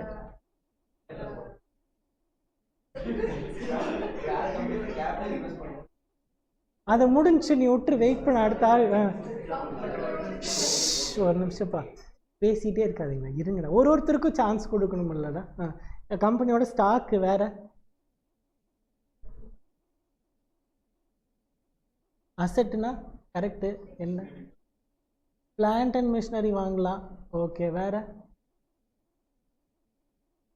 புது ப்ரொடக்ஷன் யூனிட் போட போகிற, ரீபே பண்ணலாம்.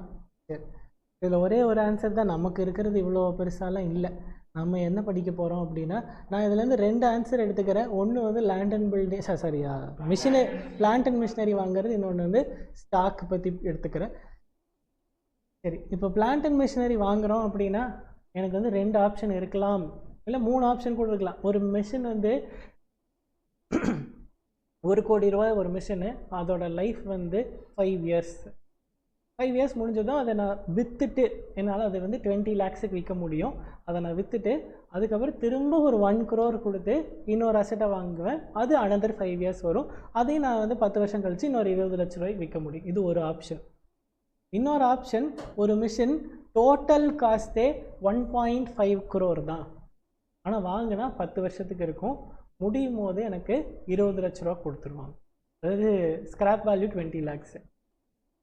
நான் இன்வெஸ்ட் தான் பண்ணுறேன், மிஷினில் தான் இன்வெஸ்ட் பண்ணுறேன். எய்தர் எக்ஸிஸ்டிங் பிஸ்னஸ் ப்ராஃபிட்டை வச்சு இதில் இந்த மிஷின் வாங்கலாம், ஆர் வந்து புதுசாக ஷேர் கேபிட்டல் ரைஸ் பண்ணி, அதை தான் நம்ம ஃபினான்சிங்கில் படித்து முடிச்சிடறோம்.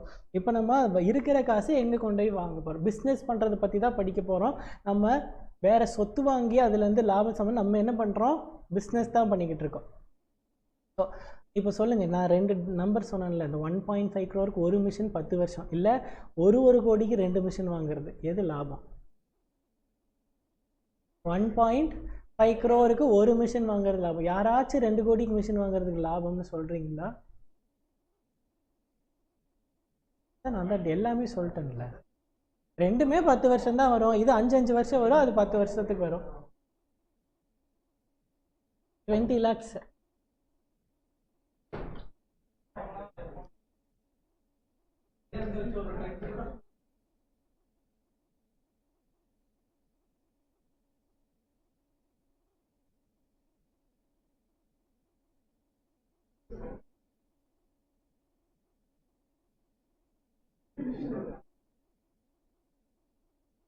$1.5 crore. முதல்ல ஃபஸ்ட்டு சினாரியோவில் நான் 1 கோடி ரூபா போட்டேன்னா 20 லட்ச ரூபா திரும்ப வந்துருச்சா? 5 வருஷத்தில் திரும்ப வந்துருச்சா? அதுக்கப்புறம் எவ்வளோ காசு போட்டேன்? அதுலேருந்து எவ்வளோ வந்துடுச்சு? 20 லட்சம். மொத்தம் எவ்வளோ இன்வெஸ்ட் பண்ணியிருக்கிறேன்? 1 கோடி போட்டேன், 20 லட்ச ரூபா ஸ்கிராப் வேல்யூன்னு வந்துடுச்சு. இப்போ நான் புதுசாக ஒரு 80 lakhs போட்டால் போதும், கரெக்டாக? ஏன்னா ஆல்ரெடி எங்கிட்ட 20 lakhs கையில் இருக்குது. இப்போ 80 lakhs நான் போடுறேன்.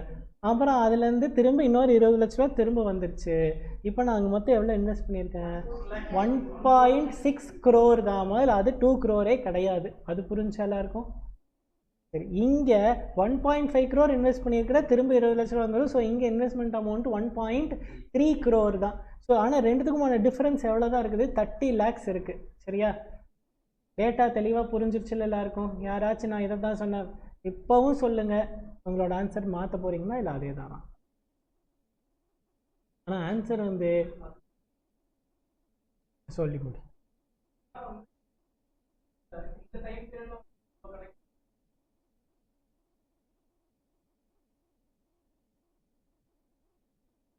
இல்லை, எனக்கே புரியல. அவங்களுக்கு யாருக்காச்சும் புரிஞ்சா?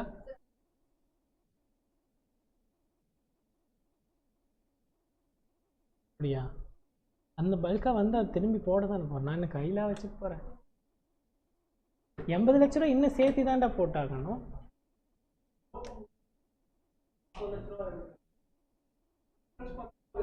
30 லட்சம் டிஃபரன்ஸு. இதில் 1.3 crore, அதில் 1.6 crore. அந்த நம்பர் தானே இப்போ கால்குலேட் பண்ணி கொடுத்தேன். யாராச்சும் ஆன்சரை மாற்ற போகிறீங்கன்னா ஏன் மாற்ற போகிறீங்கன்னு தெளிவாக எனக்கு புரிய வேண்டாம், நீங்கள் அவங்களுக்கெல்லாம் புரிகிற மாதிரி ஆன்சர்.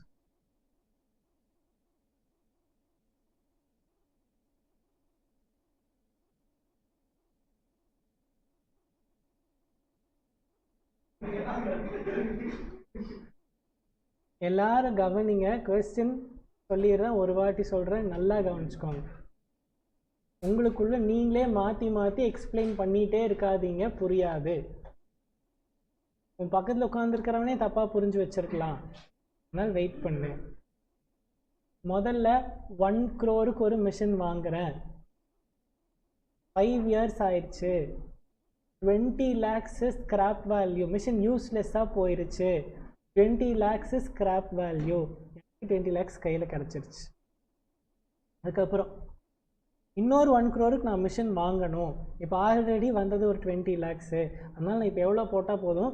80 lakhs போட்டால் போதும். இன்வெஸ்ட்மெண்ட் அமௌண்ட்டை நல்லா ஞாபகம் வச்சுக்கோங்க. அப்போது ஆல்ரெடி 1 crore போட்டிருக்கேன், இப்போ ஒரு 80 lakhs புதுசாக உள்ளே கொண்டு வந்திருக்கேன். இது 5 வருஷம் யூஸ் பண்ணுவேன், இதுவும் 5 வருஷத்துல யூஸ்லெஸ்ஸாக போயிடும். அப்போது திரும்ப ஒரு 20 lakhs வரப்போகுது. இப்போ நான் மொத்தமாக 1.8 crore இன்வெஸ்ட் பண்ணியிருக்கேன், லாஸ்ட்டில் ஒரு 20 lakhs திரும்ப வந்துடும். ஸோ என்னோடய டோட்டல் இன்வெஸ்ட்மெண்ட் அமௌண்ட்டு 1.60 crore. புரிஞ்சுதா? இன்னொரு சினாரியோ, நான் எடுத்த உடனே 1.5 crore போட்டுருவேன். அதுக்கப்புறம் 10 வருஷம் கழித்து எனக்கு 20 lakhs திரும்ப வந்துடும். அங்கே என்னோட நெட் இன்வெஸ்ட்மெண்ட் பார்த்தா 1.3 crores. எது லாபம்னு உங்ககிட்ட கேள்வி. ஏன் 1 லட்சம்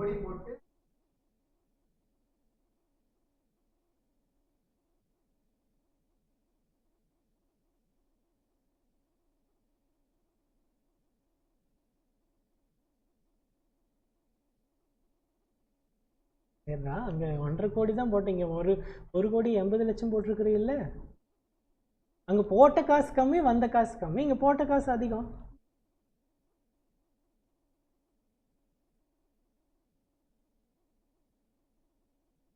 அது லாஜிக்கலாக நம்ம பார்க்க வேண்டாம். 1 கோடிக்கு 20 லட்சம் வருது அதுக்கா 1 பாயிண்ட்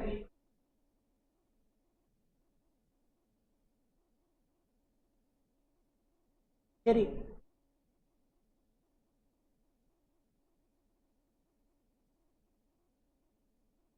ரீசன்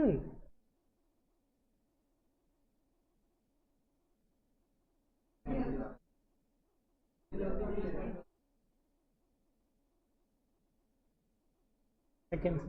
இப்போ எல்லாருமே 1.3ல தான் நிற்கிறீங்களா? அதாவது 1.5 crore மைனஸ் 20 lakhs அது அந்த சினாரியோ.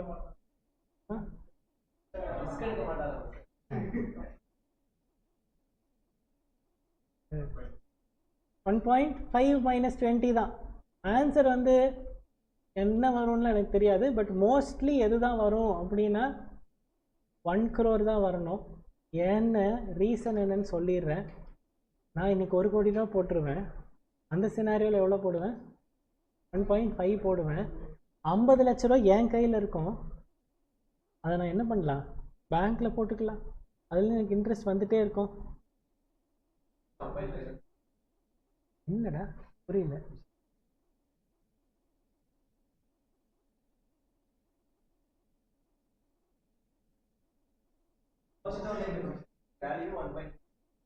ஆமா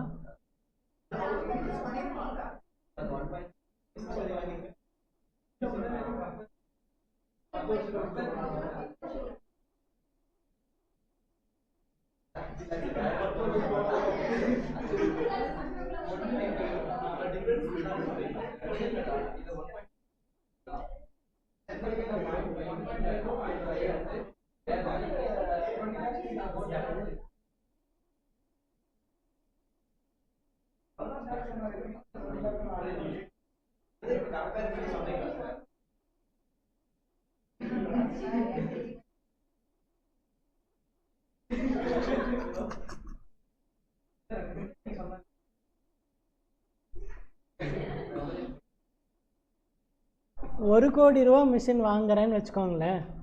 என் கை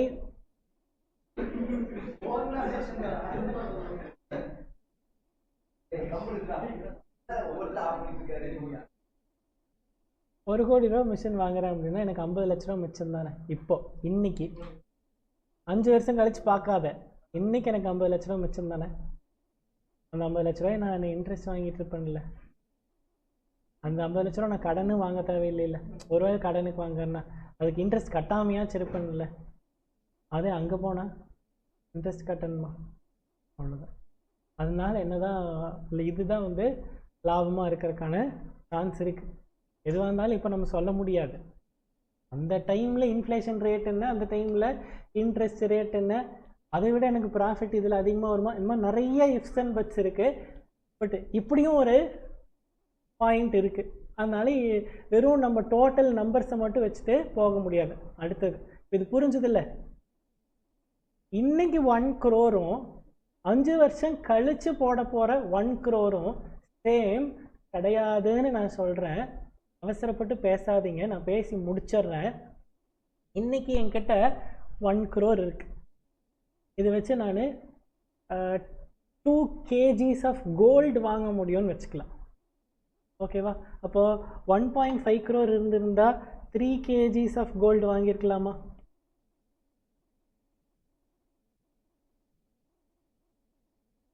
ஓகேவா?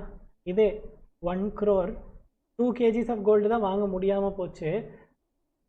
1 kg ஆஃப் கோல்டு நான் என்ன பண்ணியிருப்பேன்? வாங்கியிருக்கலாம்ல.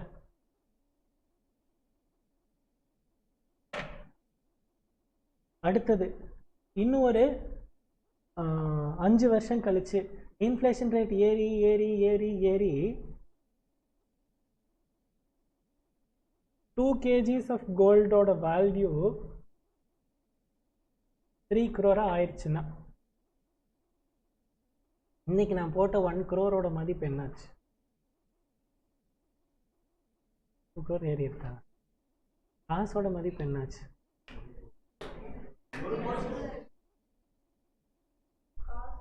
காசோட மதிப்பு இன்க்ரீஸ் ஆயிருக்கா டிக்ரீஸ் ஆயிருக்கு? கோல்டு வேல்யூ தான் இன்க்ரீஸ் ஆகிருக்கு, காசோட வேல்யூ என்ன ஆயிடுச்சு, டிக்ரீஸ் ஆயிடுச்சு. அப்போது என்ன 5 வருஷம் கழித்து 1 கோடி ரூபாய்க்கு வாங்கின மிஷினரியோட வேல்யூ இஸ் சீப்பர். நான் இன்றைக்கே 1.5 கோடி ரூபாய்க்கு நான் மிஷின் வாங்கணும் அப்படின்னா அதை விட 5 வருஷம் கழித்து அந்த 1 crore நான் கொடுக்குறேன்ல, அது வந்து சீப்பர் மிஷின். அவ்வளோதான். ஏர்லங்கிற அசம்ஷனில் தான் நான் கொஸ்டினே கொடுத்துருக்கேன். அதுவும் ஏறி இருக்கலாம், ஏரியே இல்லை 1 crore கூட இருக்கலாம், இல்லை அது வந்து ஒரு 75 lakhs குறையலாம், என்ன வேணால் நடக்கலாம். பட் நமக்கு கிவன் டேட்டாவில் எனக்கு 1 crore today is not equal to 1 crore after 5 years. இன்றைக்கி நான் 100 ரூபா எடுத்துகிட்டு போய் 1 கிலோ ஆப்பிள் வாங்குகிறேன், சரியா? 1 வருஷம் கழித்து அதே 100 ரூபா எடுத்துகிட்டு போனேன்னா எனக்கு 1 கிலோ ஆப்பிள் கிடைக்காது, அரை கிலோ ஆப்பிள் தான் கிடைக்கும். Which means my money value has gone down, decreased. அதை தான் நம்ம வந்து இது எல்லாத்தையும் உள்ளே வச்சு தான் நம்ம எதை படிக்க போகிறோம், இன்வெஸ்டிங் டெசிஷன். அப்போது இவ்வளோ நாள் நம்ம படித்த இன்வெஸ்டிங் டெசிஷனுக்கான ஆன்சர் தான் நீங்கள் சொன்னீங்க. என்னது, நான் வந்து அதில் இன்வெஸ்ட் பண்ணால் 1.6 crores இன்வெஸ்ட் பண்ணுவேன், இதில் இன்வெஸ்ட் பண்ணனா 1.3 crores தான் இன்வெஸ்ட் பண்ணுவேன். ஸோ நான் 30 lakhs நான் சேவ் பண்ணுறேங்கிற ஆன்சரை நீங்கள் சொல்லிட்டீங்க. ஆனால் நீங்கள் எதை கன்சிடர் பண்ணலை அப்படின்னா இன்ஃப்ளேஷன் ரேட்டை கன்சிடர் பண்ணலை. கரெக்டா? சரி, அப்போ அந்த இன்ஃப்ளேஷன் ரேட்டை கன்சிடர் பண்ணதுக்கு அப்புறமா நம்ம சொல்ல போகிறது தான் இந்த இன்வெஸ்டிங் டெசிஷன். இப்போது இன்ஃப்ளேஷன் ரேட்டுங்கிறது ஃப்யூச்சரோடு சம்மந்தப்பட்ட ஒன்று. ஃப்யூச்சர் இஸ் ஆல்வேஸ் வாட்டு, அவன் சொன்ன மாதிரி மிஷின் வேல்யூ என்ன ஆகலாம், இன்க்ரீஸ் ஆகலாம். கோல்டு வேலை எப்பயுமே ஏறிட்டே தான் போகும்னு இல்லை. இப்போ ட்ரம்ப் வந்து இப்படி ஒரு பாலிசி வச்சுட்டு இருக்கனால கோல்டு ரேட் எங்கேயோ போயிட்டுருக்குது. நாளைக்கே ட்ரம்ப் வந்து மோடி கட்டி பிடிச்சி நின்ட்டாருன்னு வச்சுக்கோங்க, அப்படியே கோல்டு வேல்யூலாம் குறைஞ்சி போயிடும். டாலரை வந்து ஒரே பெரிய கரன்சியாக எல்லோரும் அக்செப்ட் பண்ணிட்டாங்கன்னா என்ன, கோல்டு வேல்யூ திரும்ப இப்போ வேறு காமன் கரன்சி டாலர்லேருந்து இருக்கிறத மாற்றுறதுக்காக பார்த்துக்கிட்டு இருக்கிறதுனால தான் கோல்டு வேல்யூ இன்க்ரீஸ் ஆகிக்கிட்டே போகுது. வேறு எதையாச்சும் இதில் மோட் ஆஃப் ட்ரேட் வச்சுக்கலாங்கிறதுனால கோல்டு வேல்யூ உள்ள இன்க்ரீஸ் ஆகிட்டே போகுது. அப்போ என்ன வேணால் நடக்கலாம். அப்போ கோல்டு வேல்யூ எப்பயுமே இன்க்ரீஸ் ஆகும்னு சொல்ல முடியாது. அப்போ இன்ஃப்ளேஷன் ரேட் இப்படியே தான் இருக்கும்னு சொல்ல, நான் கோல்டுங்கிறது எக்ஸாம்பிளுக்கு சொன்னேன். நமக்கு வேணுங்கிறது இங்கே என்னது, இன்ஃப்ளேஷன் ரேட்டு. இன்ஃப்ளேஷன் ரேட் இதே பர்சன்டேஜில் தான் ஏறுமா, நம்ம ஒரு அனாலிசிஸ் பண்ணி நம்ம ஒரு ரேட் வச்சுருக்கோம். அப்போ நான் ஆப்ஷன் ஏ சூஸ் பண்ணுறதா ஆப்ஷன் பி சூஸ் பண்ணுறதா அப்படிங்கிறப்போ இன்ஃப்ளேஷன் ரேட் நானாக ஒரு ரேட் எடுத்து நானாக ஒரு கால்குலேஷனை போட்டு வச்சுக்கிட்டேன். அப்போ ஃப்யூச்சர் இஸ் ஆல்வேஸ் வாட்டு, அன்சர்டன். அப்போ அந்த அன்சர்டனிட்டியை நம்ம உள்ளே கொண்டு வரதுனால தான் நம்ம இதுக்குள்ளே எதை கொண்டு வந்து படிக்கிறோம்னா ஸ்டாட்டிஸ்டிக்ஸை படிக்கிறோம். அதில் தான் probability percentage, how much percentage it is probable to happen, அங்கே தான் ப்ராபபிலிட்டி உள்ளே வருது. புரிஞ்சுதா எதுக்காக அந்த இன்வெஸ்ட்மெண்ட் டிசிஷன் அங்கேருந்து ஏன் ஸ்டாட்டிஸ்டிக்ஸ்குள்ளெல்லாம் போயிட்டு வர்றோன்னு? அங்கே இன்ஃப்ளேஷன் ரேட் வருது, அன்சர்டனிட்டியை வந்து நம்ம டு சர்டன் எக்ஸ்டென்ட் அதை வந்து என்னெல்லாம் பாசிபிலிட்டி இருக்கோ எல்லாத்தையும் உள்ளே இன்கல்கேட் பண்ணுறதுக்காகத்தான் நம்ம அங்கே ப்ராபபிலிட்டி படிக்கிறோம். அதனால ஸ்டாட்டிஸ்டிக்ஸ். புரிஞ்சா? சரி, அடுத்தது inflow and outflow of cash பற்றி படிப்போம். அதுதான் வந்து இன்வெஸ்டிங் டெசிஷன், அதுக்கப்புறம் ஃபினான்சிங் டெசிஷன், அதுக்கப்புறம் projection of inflows with appropriate tools. அது என்ன projection of inflows with appropriate டூல்ஸ்னால், 2 மிஷின் வாங்கணும். நான் உங்ககிட்ட பேசுனது எல்லாமே வாங்குறத பற்றி மட்டும்தான். இந்த மிஷின் ஏவோட அவுட்புட்டும் மிஷின் பியோட அவுட்புட்டும் சேமாக இருக்குமான்னு கேட்டால் தெரியாது. ஒரு 1.5 கோடி ரூபா மிஷினும் 1 கோடி ரூபா மிஷினும் ஒரே அவுட்புட் தான் கொடுக்கணும்னா எவனாச்சும் 1.5 கோடி ரூபா மிஷினை போய் வாங்குவானா? 1 கோடி ரூபா மிஷினை தான் வாங்குவான். இதில் இன்னொரு ஆப்ஷன் கொடுப்பான், அந்த 1 கோடி ரூபா மிஷின் இருக்குல்ல, அதில் 60 லட்ச ரூபாய்க்கு இன்னொரு 1 கோடி ரூபா மிஷின் வாங்கணுங்கிறதே இல்லை. 60 லட்ச ரூபாய்க்கு நீ ஒரு பார்ட்டை மாற்றிட்டீங்கன்னா அந்த மிஷினை அப்படியே கண்டினியூ பண்ணிட்டு போகலாம். ஆனால் என்னென்னா கடைசியில் ஸ்கிராப் வேல்யூ வராதுன்னு சொல்லுவான். 20 லட்ச ரூபா கடைசியில் ஒரு ஸ்கிராப், இங்கே ஒரு ஸ்கிராப் வந்துச்சுல்ல, அது வராது. அதுக்கு பதிலாக நீங்கள் 60 லட்ச ரூபாய்க்கு ரீப்ளேஸ்மெண்ட் பண்ணு அப்படின்னு ஒரு ஆப்ஷன் கொடுக்குறான். அப்போ அவுட்புட்டையும் நம்ம கன்சிடர் பண்ணணும், நடுவில் வர சேஞ்சஸையும் கன்சிடர் பண்ணணும், நடுவில் ஆக போகிற எக்ஸ்பென்சஸையும் கன்சிடர் பண்ணணும். அதோட டிப்ரிசியேஷன், மிஷினுக்கான அதாவது ரிப்பேர் காஸ்ட்டு, அதுலேருந்து வர அவுட்புட் நம்பரு, அதை விற்கிற அதோட குவாலிட்டி கிரேடு, அதுலேருந்து விற்கிற விலை எல்லாத்தையும் கன்சிடர் பண்ணுறது தான் இன்ஃப்ளோஸ். வருஷம் வரப்போகிற இன்ஃப்ளோஸ். அடுத்தது ரிஸ்க் அனாலிசிஸ், அதை தான் நான் முன்னாடி சொன்னேன் இன்ஃப்ளேஷன் ரேட்டு, அது வந்து எனக்கு தெரியாது. அடுத்தது மார்க்கெட் ஃபினான்ஷியல்ஸு, இது உங்களுக்கு இல்லை. Equity segment, debt segment, derivative segment, forex segment உங்களுக்கு இருக்கிறது ஈக்விட்டி அண்டு டெட்டு மட்டும்தான். மிச்சம் ரெண்டு உங்களுக்கு இப்போ இல்லை. டெரிவேட்டிவ் அண்ட் ஃபாரெக்ஸ் கிடையாது உங்களுக்கு, வந்து வெறும் அது மட்டும்தான். Time value of money is equal to money plus impact. Time value of money is a concept where money derives its value from time value. Value derives from time. ஆக ஆக தான் அதோட வேல்யூ என்ன ஆகுது, குறைஞ்சிட்டே போகுது. அதனால தான் money doesn't derive its value from. நான் வச்சுருந்தாலும் ₹1 ₹1 தான் மதிப்பு, அம்பானி வச்சுருந்தாலும் ₹1 ₹1 தான் மதிப்பு. ஹோல்டிங் இட், ரிசீவிங் இட், அதை பற்றி இல்லை. Government printing it, rather it depends on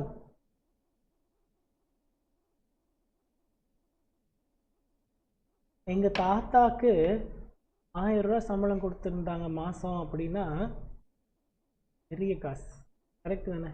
இன்றைக்கி எனக்கு ₹1000 தான் சம்பளம் கொடுக்குறாங்க அப்படின்னா அந்த ₹1000 எங்கள் தாத்தா வச்சுருக்காருங்கனாலையோ நான் வச்சுருக்கேங்கனாலையோ அதோட வேல்யூ மாற போகிறதில்ல. அவர் 1960 வாங்கியிருப்பார், நான் 2025 வாங்கியிருக்கிறேன், அதுதான் டிஃப்ரென்ஸ். இப்போ டைமிங் தான் வந்து வேல்யூ ஆஃப் மணியை டிட்டர்மைன் பண்ணுது. அப்போ ₹1 received today is greater than ₹1 received after 1 year. அதை தான் நான் சொன்னேன். இன்றைக்கி ₹100 எடுத்துகிட்டு போனால் 1 கிலோ ஆப்பிள் வாங்க முடியும்னா, ₹100 எடுத்துகிட்டு போனால் அடுத்த வருஷம் 1 கிலோ ஆப்பிள் வாங்க முடியாது. ஏன்னா பிகாஸ் ஃபியூச்சர் இஸ் அன்சர்டன். அன்சர்டன்னாலே அங்கே என்ன இருக்குது, ரிஸ்க் இருக்குது. ரிஸ்க்கு என்ன கேட்கும் நம்மக்கிட்ட, கரெக்ட்? என்னவா அப்படியே லைனாக இங்கே இங்கே இங்கே இங்கே இங்கே. சரி, அப்போது நான் பேங்க்கில் ஃபிக்ஸட் டெபாசிட் போடுறேன்னா, நான் இன்றைக்கி ₹1,00,000 போட்டால் 6% இன்ட்ரெஸ்ட்டு. இந்த நேரத்தில் கவனிச்சுட்டு வாங்க, இல்லைன்னா புரியாது. 6% இன்ட்ரெஸ்ட்,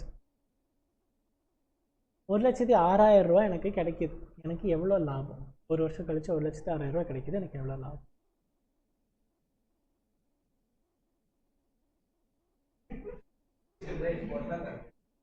எவ்வளோ லாபம்? அவ்வளோதான்.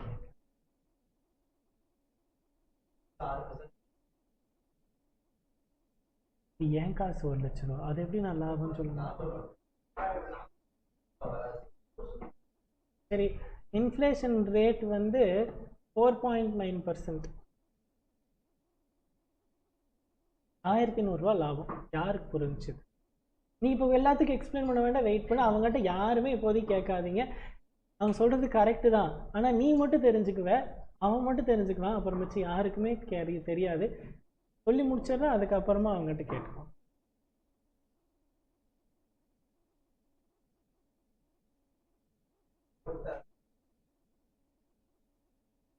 உன்னை அடிச்சு கூட கேட்பானுங்கடா, நீ வாயை திறக்காது. டேய், அவங்ககிட்ட கேட்கக்கூடாதுன்னு அவன்கிட்ட கூப்பிட்டு பேசிட்டு இருக்கிற, நீ அமைதியா இரு.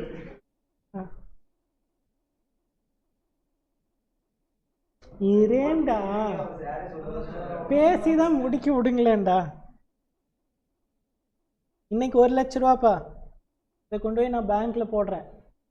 எனக்கு பேங்க்கில் கடைசியாக எவ்வளோ கொடுக்க போகிறாங்க, ஒரு வருஷம் கழிச்சு எவ்வளோ கொடுக்க போகிறாங்க? ₹1,06,000. எனக்கு ₹1,00,000 கொண்டு போனால் 10 grams ஆஃப் கோல்டு வாங்க முடியுதுன்னு வச்சுக்கோங்க. Inflation rate 4.9%. கோல்டு ரேட்டை பற்றி விட்டுருங்க, சும்மா பேருக்கு தான், கமாடிட்டிக்கு தான் கோல்டுன்னு வச்சுருக்கிறேன். இன்ஃப்ளேஷன் ரேட் என்னது? 4.9%, அதாவது விலைவாசி உயர்வு. அப்போ அடுத்த வருஷம் இதே 10 grams ஆஃப் கோல்டு எவ்வளோ இருக்கும்னா 1,04,900 இருக்கும். அப்போது நான் இன்றைக்கி ₹1,00,000 கொண்டு போய் கடையில் 10 கிராம் கோல்டு வாங்க முடியுதுன்னா, அடுத்த வருஷம் என் கையில் 1,04,900 இருந்தால் தான் என்னால் அதே கோல்டை வாங்க முடியும். அப்போது today's 1 lakh is equal to 1,04,900 after 1 year. அதை ஒத்துக்கிறீங்களா? அதுக்கு மேலே எவ்வளோ கிடைக்குதோ அதுதான் எனக்கான ப்ராஃபிட். அப்போ இந்த இடத்துல ப்ராஃபிட் எவ்வளோன்னு கேட்டால் 1,100 தான் ப்ராஃபிட். இதுக்கு பேர் தான் என்னது, அங்கே கொடுக்குற ரிஸ்க்கு ஆறு ரிவார்டுங்கிறது. மொத்தம் ₹6,000 உனக்கான ரிஸ்க்கு கிடையாது. அங்கே அதுக்கு மேலே ஏதாவது கிடச்சிதுன்னா அதுதான் உன்னோட பேங்க்கை நம்மளை ஏமாத்திட்டு இல்லை,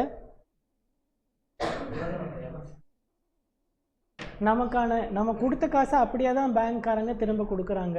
நம்ம கொடுத்த நம்பரை கொடுக்கறது இல்லை, நம்ம கொடுத்த மதிப்பை அவன் அப்படியே திரும்ப கொடுத்துட்றான். நீ 1 லட்ச ரூபா கொடுத்தீங்கன்னா அதுக்கான 1 வருஷம் கழித்து என்ன மதிப்பு இருக்கோ அதை அப்படியே தான் திரும்ப கொடுக்குறாங்க. ஆக்சுவலாக இன்ஃப்ளேஷன் ரேட்டுக்கும் பேங்க்கோட இன்ட்ரெஸ்ட் ரேட்டுக்கும் டிஃப்ரென்ஸ் மேக்ஸிமம் 1% அந்த ரேட்ஸில். இப்போ 6% இன்ஃப்ளேஷன் இருந்தால் இவன் 7% வச்சுருந்துருப்பான். சம்டைம்ஸ் இன்ஃப்ளேஷன் ரேட்டை விட கம்மியாக கூட இருக்கலாம், எல்லா டைமுமே அதிகமாக இருக்கு. கொரோனா ஆரம்பிக்கிறதுக்கு முன்னாடி 4% தான் வந்து இன்ட்ரெஸ்ட்டாக வச்சுருந்தாங்க. அதே கொரோனா முடிஞ்சு வந்ததுக்கு அப்புறம் தான் வந்து இன்ட்ரெஸ்ட் ரேட்டில் ஏற்றிட்டாங்க. இப்போ திரும்ப குறைக்க ஆரம்பிச்சிட்டாங்க, குறைச்சிருவாங்க இனி சீக்கிரத்தில். அது என்னமோ அவன் பேங்க் வச்சுட்டு போகிறேன்டா, ஏன்டா நமக்கு அது பேங்க்ப்பா. ஒரு பேங்க்கில் ஒன்று இருக்குதுடா, ஒரு சில பெனால்ட்டி போட மாட்டா, 5 வருஷம் போட்டால் ஒன்று, இந்த மாதிரி நிறையா இருக்குது. அது எதுக்கு நமக்கு?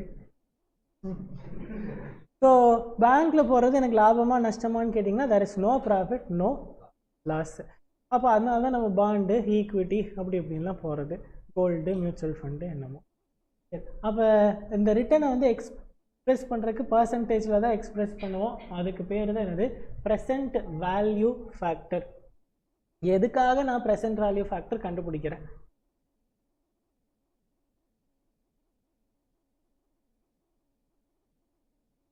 தேர்ட் பாயிண்ட் என்ன கொடுத்துருக்கு? Projection of inflows with appropriate tools. நான் என்ன கண்டுபிடிச்சேன்னா, மிஷின் ஏ ஃபஸ்ட் இயர் 1 லட்ச ரூபாய்க்கு அவுட்புட் கொடுக்கும், செகண்ட் இயர் 2 lakhsக்கு அவுட்புட் கொடுக்கும், தேர்ட் இயர் 1.5 lakhsக்கு அவுட்புட் கொடுக்கும். ஃபஸ்ட் இயர்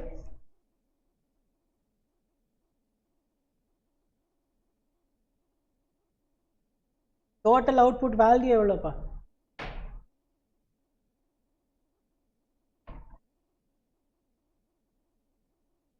இது A machine. B machine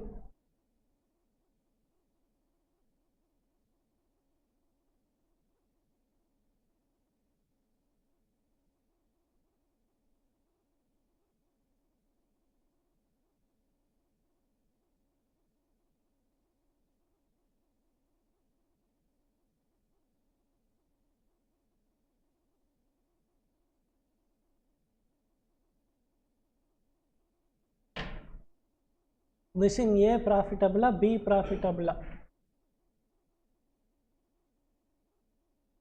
O, total உனக்கு தெரியல. அது டோட்டல் போட்டால் போகுது. ஏவா பியா?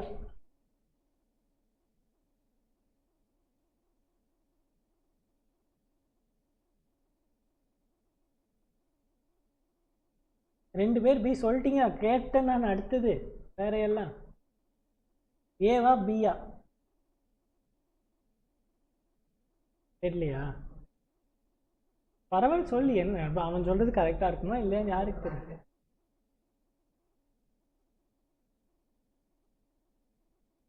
மிஷின் ஏல முதல் வருஷம் 1 lakh, second year 2 lakh, third year 1.5 lakhs, டோட்டலாக 4.5 lakhs வருது. மிஷின் பிலேருந்து வர்றது வந்து 3 lakh, 1 lakh 40, 0, டோட்டலாக 4.4 lakhs தான் ப்ராஃபிட் வருது. எந்த மிஷின் ப்ராஃபிட்டபிள்னு கேட்காங்க. யாரில் ஏ, யாரெல்லாம் பி? ஏ முதல்ல கை தூக்கிடுங்க.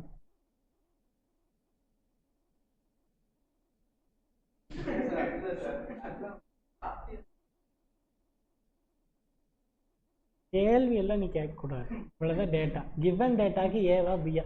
ஏங்கிறவங்க 2 பேர், பி மிச்சவங்க எல்லாம் பியா? ஏவா? மொத்தம் 3 பேர் ஏவா? எடா விடுடா, ஜெயிக்க பி தான் வரும்.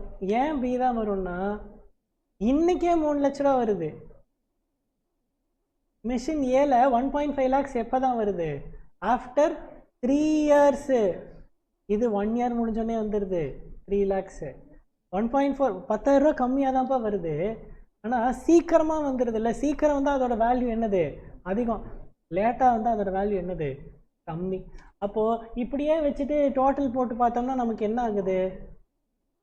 தப்பான ஆன்சர் தானே வருது. 4.4 தானே நீங்கள்லாம் சொல்கிறீங்க. கம்மியாக ஷாக்கெல்லாம் ஆகக்கூடாது, அமைதியாக கவனிச்சுட்டு வா.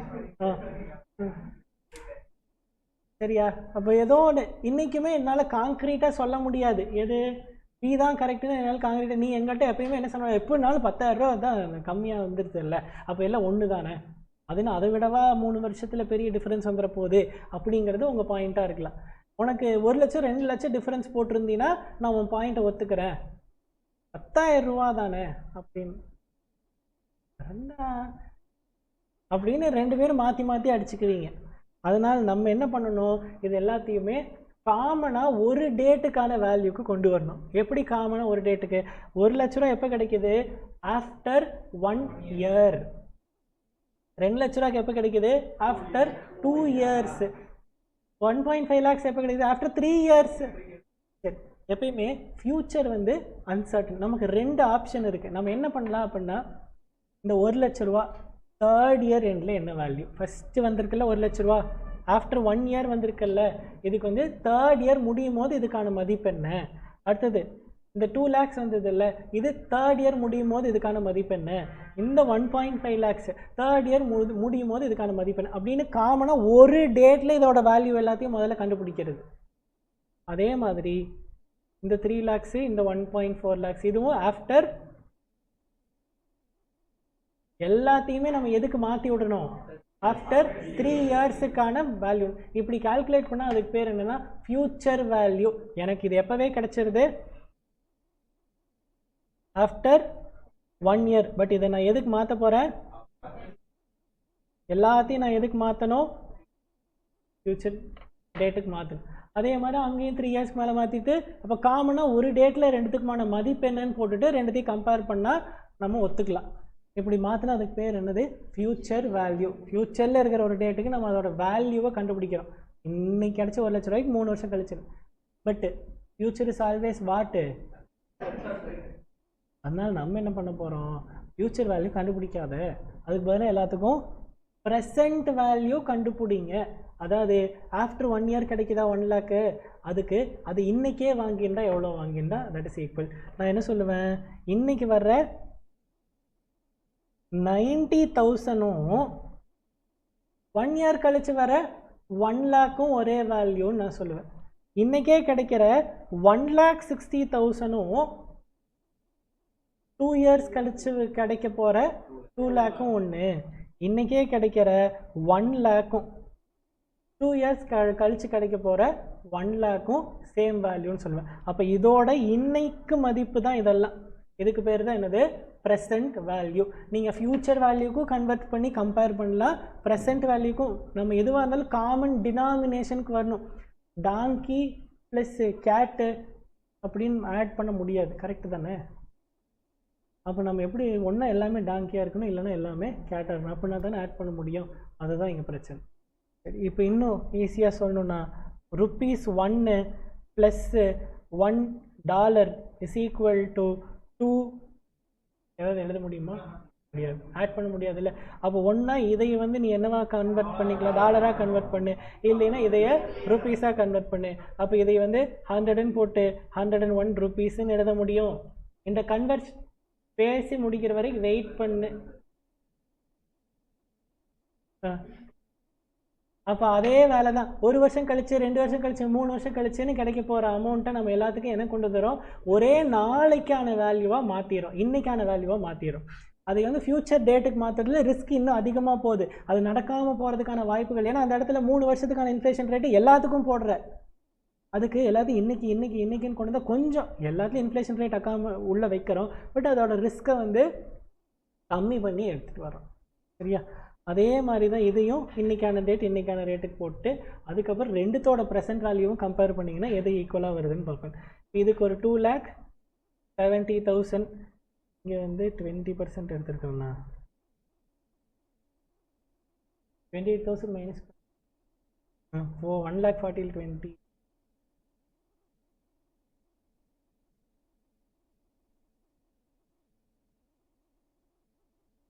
1,12,000. இதை ஆட் பண்ணி சொல்லுங்க. அந்த பக்கம்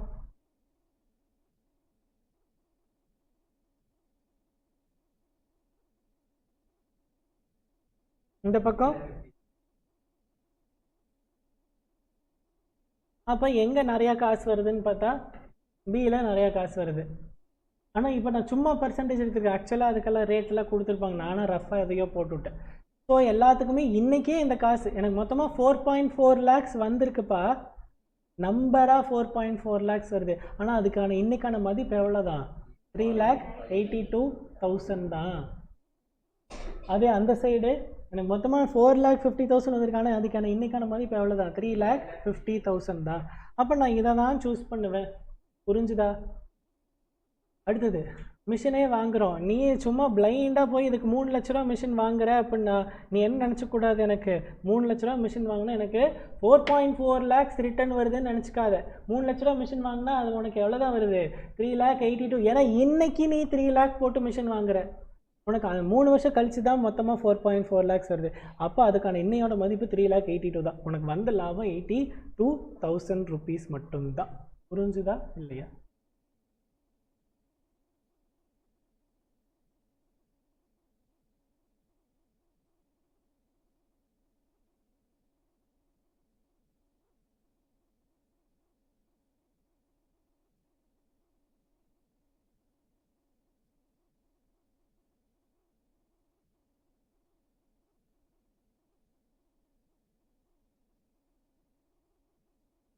பிவி ஃபேக்டருங்கிறது என்னென்னா ஒரு பர்சன்டேஜ் தான் கொடுத்துருப்பாங்க. ரிட்டர்ன் பர்சன்டேஜ்னு முன்னாடியே நான் சொல்லிட்டேன். மேலே பர்சன்டேஜ் ரிட்டர்னு அதுதான் என்னது?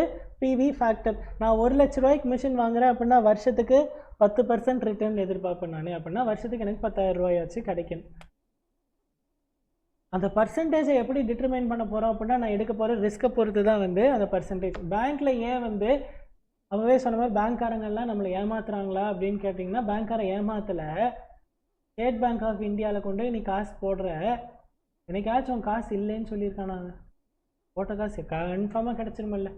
அப்போ ஒன்று அதனால தான் அவன் என்ன சொல்கிறான், உனக்கு வந்து ரிட்டர்னே கிடையாது, நீ போட்ட மதிப்பை நான் திரும்ப கொடுத்துட்றேன், அவ்வளோதான். அதுக்கு மேலே ஒத்த பைசா உனக்கு என்ன கிடையாது, ரிட்டர்ன்னு நான் எதுவும் கொடுக்க மாட்டேன். மதிப்பை கொடுத்துட்றேன், ஆனால் அதை தாண்டி வேறு எதுவும் கொடுக்க மாட்டேன் அப்படின்னு சொல்லி நீ என்னென்னா அந்த இடத்துல ரிஸ்க் எடுக்கிறதே கிடையாது.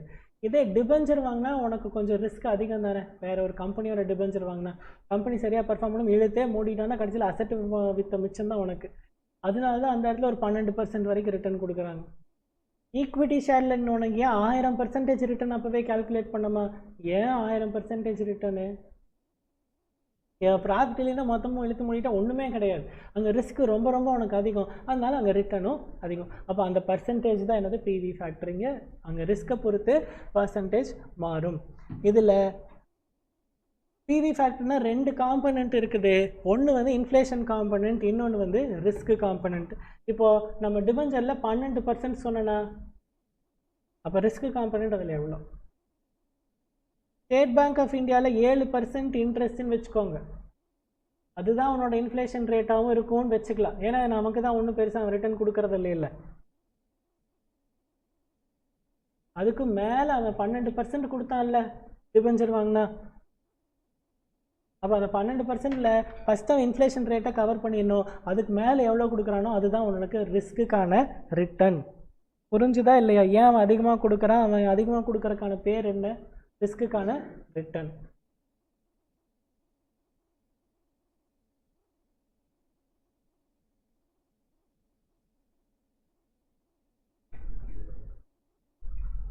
வரைக்கும் புரிஞ்சுதா? கண்டினியூ பண்ணலாமா? என்ன பண்ண போகிறோன்னு ஐடியா இருக்கா?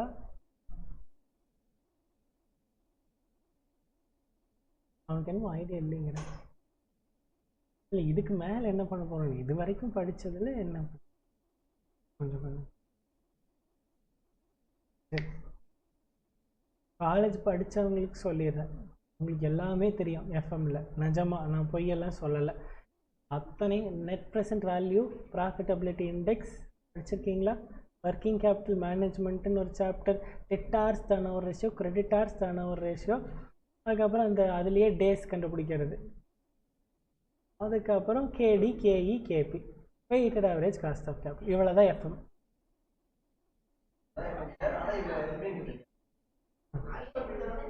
ஒரு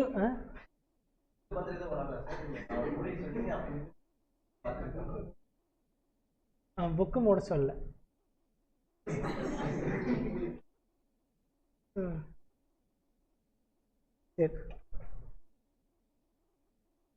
டிஸ்கவுண்டிங்னா என்ன, காம்பவுண்டிங்னா என்ன? ஃபியூச்சரை ப்ரெசண்ட்டுக்கு கொண்டு வந்தால் டிஸ்கவுண்டிங், ப்ரெசண்ட்டை ஃபியூச்சருக்கு கொண்டு போனால் காம்பவுண்டிங். எனக்கு ஒரு வருஷம் கழித்து 1,00,000 ரூபா கிடச்சிது, நம்ம அதை இன்னைக்கு என்னன்னு சொல்கிறோம்? 90,000ன்னு சொல்கிறோம். இப்போ சொல்லுங்கள், ஃபியூச்சரை ப்ரெசண்ட்டுக்கு கொண்டு வந்தால் குறைய தானே செய்யுது. அப்போ அங்கே நீங்கள் கொண்டு வந்தால் டிஸ்கவுண்ட், அது இங்கேருந்து இங்கே போனால் அதிகமாகுதா, அதனால காம்பவுண்டிங். அதிகமான அதுக்கு பேர் என்னது? காம்பவுண்டிங். கம்மியான அதுக்கு பேர் என்னது? டிஸ்கவுண்டிங். அப்போ நான் ப்ரெசண்ட் வேல்யூ கண்டுபிடிக்கணும்னா நான் குறைக்கணும்னு அர்த்தம். கரெக்டா? ஃபியூச்சரை கொடுத்துட்டா ப்ரெசண்ட்டை கண்டுபிடிக்கணும்னா நான் என்ன பண்ணணும்? வேல்யூவை குறைக்க போகிறேன். குறைக்கணும்னா நான் டிவைட் பண்ணணும்.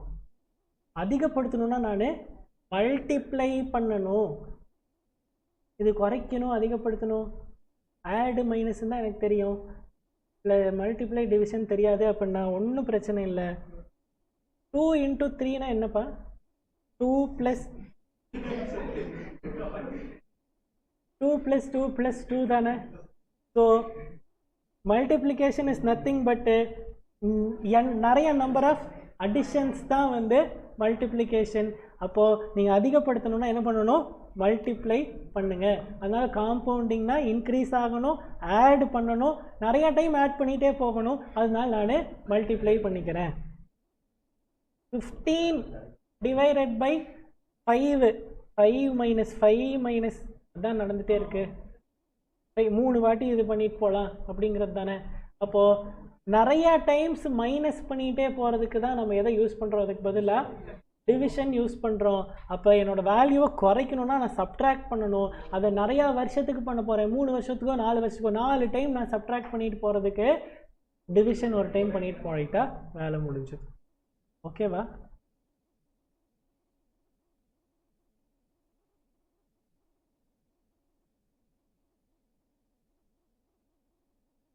சரி,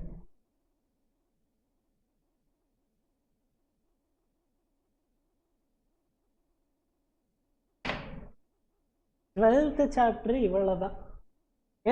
முடிக்கல, இப்போ ஆரம்பிக்க போகிறதா 12th சாப்டர். ஃபினான்ஸ் தான் என்ன, ஃபினான்ஷியல் மேனேஜ்மெண்ட் தான் என்ன, எக்கானமினா என்ன, இதெல்லாம் தான் 11th சாப்டரில் எடுத்திருப்பாங்க. எடுத்துட்டு அவன் என்ன பண்ணியிருப்பான்? என்னடா தனியாக பேசுகிற அவங்ககிட்ட?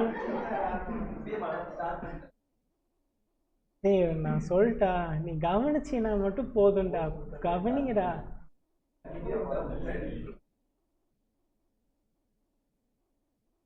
அதுக்கப்புறம் இது வரைக்கும் 11th சாப்டரில் பேசிட்டு இதுக்கப்புறம் தான் அவங்க வந்து நெட் ப்ரெசென்ட் வேல்யூ, IRR அதெல்லாம் அப்படியே ஒரு சாப்டர் எக்ஸ்பிளைன் பண்ணி போயிருப்பாங்க. இங்கேருந்து தான் எந்த சாப்டர் ஆரம்பிக்குது? 12th சாப்டர் ஆரம்பிக்குது. சரியா? நம்ம 11th 12 தனித்தனியாக பார்க்கணும், இப்படியே பார்த்துருப்பேன். Cash flow and stream cash flows are divided into 4 streams. என்னமோ எழுதியிருக்கு, நானே எனக்கே புரியல. சரி, கீழே சைடு ஹெட்டிங்க்கு வாங்க. Single cash flow, annuity, multiple uneven, perpetual. சிங்கிள்னா என்ன? என்னவா? 1 டைம். இன்னைக்கு நான் 1,00,000 ரூபா போட்டேன், 5 வருஷம் கழிச்சு சொல்லு அதான் வந்துருச்சல்ல. என்னடா? இல்லை வேணாம், 5 வருஷம் கழிச்சு எனக்கு வந்து 1.75 lakhs வருது அப்படின்னா அதான் சிங்கிள் கேஷ். மொத்தமாக ஒரே டைம் தான் எனக்கு ரிட்டர்ன் வருது, அது 5 வருஷம் கழிச்சு வருது, அது வந்து single. annuity or multiple even cash flow. இன்னைக்கு 1,00,000 ரூபா போட்டேன், அடுத்த 5 வருஷத்துக்கு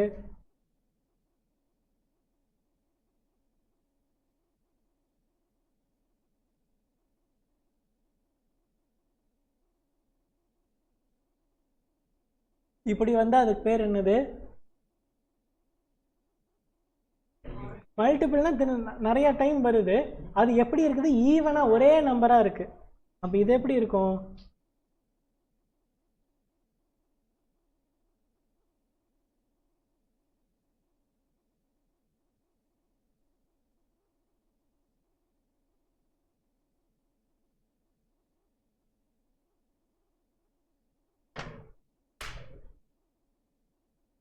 ஓகேவா? புரிஞ்சா இல்லையா? லாஸ்ட்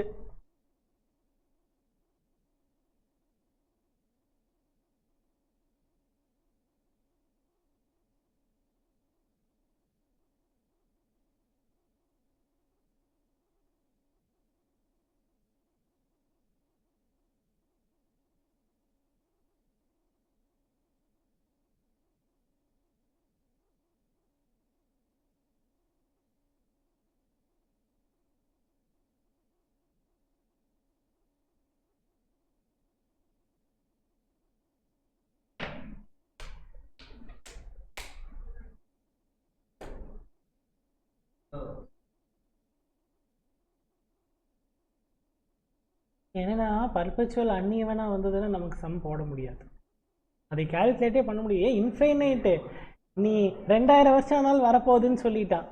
2000 வருஷம் கழிச்சு 5000 ரூபா வருமா இல்லை 10,000 வருமா நமக்கு தெரியுமா? அதனால தான் நமக்கு வந்து பர்பச்சுவல் அன்ஈவன் கிடையாது, இன்ஃபைனைட்டில் ஈவன் மட்டும்தான் இருக்குது. ஓகேவா? அப்போ எனக்கு எத்தனை வருஷம் வரப்போகுதுன்னா வந்துக்கிட்டே இருக்கும். என் வாழ்நாள் முழுக்க வரும், பையன் பேரன் இல்லை பொண்ணு யாரோ எத்தனை பேர் வர்றாங்களோ அத்தனை பேர்த்துக்கும் அது பாட்டுக்கு வந்துக்கிட்டே இருந்தால் அதுக்கு பேர் தான் என்னது? Perpetual even cash flow.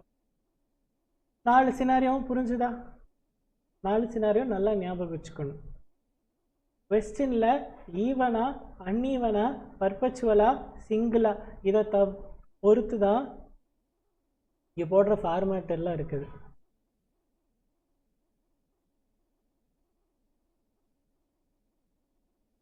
இங்கேருந்து தான் சம் ஆரம்பிக்கும். அங்கே இருக்கிற சம்மெல்லாம் வந்து அது ஈவனா அன்ஈவனாங்கிறது பொறுத்த போட போகிறோம். ஸோ கரெக்டாக பார்த்து இங்கே எழுதுகிற நம்பர் எல்லாத்தையும் ஒரு டப்பாக்குள்ளே எழுதிக்கிறதுக்கு தான் நான் இங்கே டப்பா போட்டிருந்து மேலே எழுதிட்டேன். ஃபினான்ஸ் என்னது? பிடிஎஃப் குரூப்பில் அனுப்புகிறதா?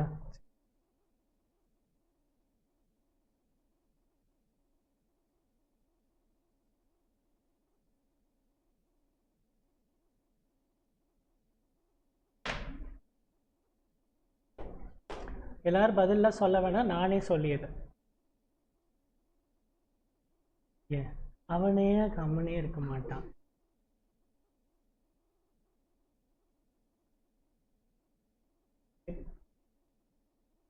Sales minus variable cost contribution less fixed cost profit before interest tax depreciation and amortization. Less depreciation and amortization in profit before interest and tax. Less interest, profit before tax. Less tax, profit after tax. இதோட பார்த்தா accounts plus depreciation போட்டோம்னா அதுதான் வந்து finance cash flow. அதை profit வரைக்கும் வச்சு பார்த்தா accounts, cash ஃப்ளோவை பார்த்தா அது வந்து ஃபினான்ஸ். அப்போ எப்போவுமே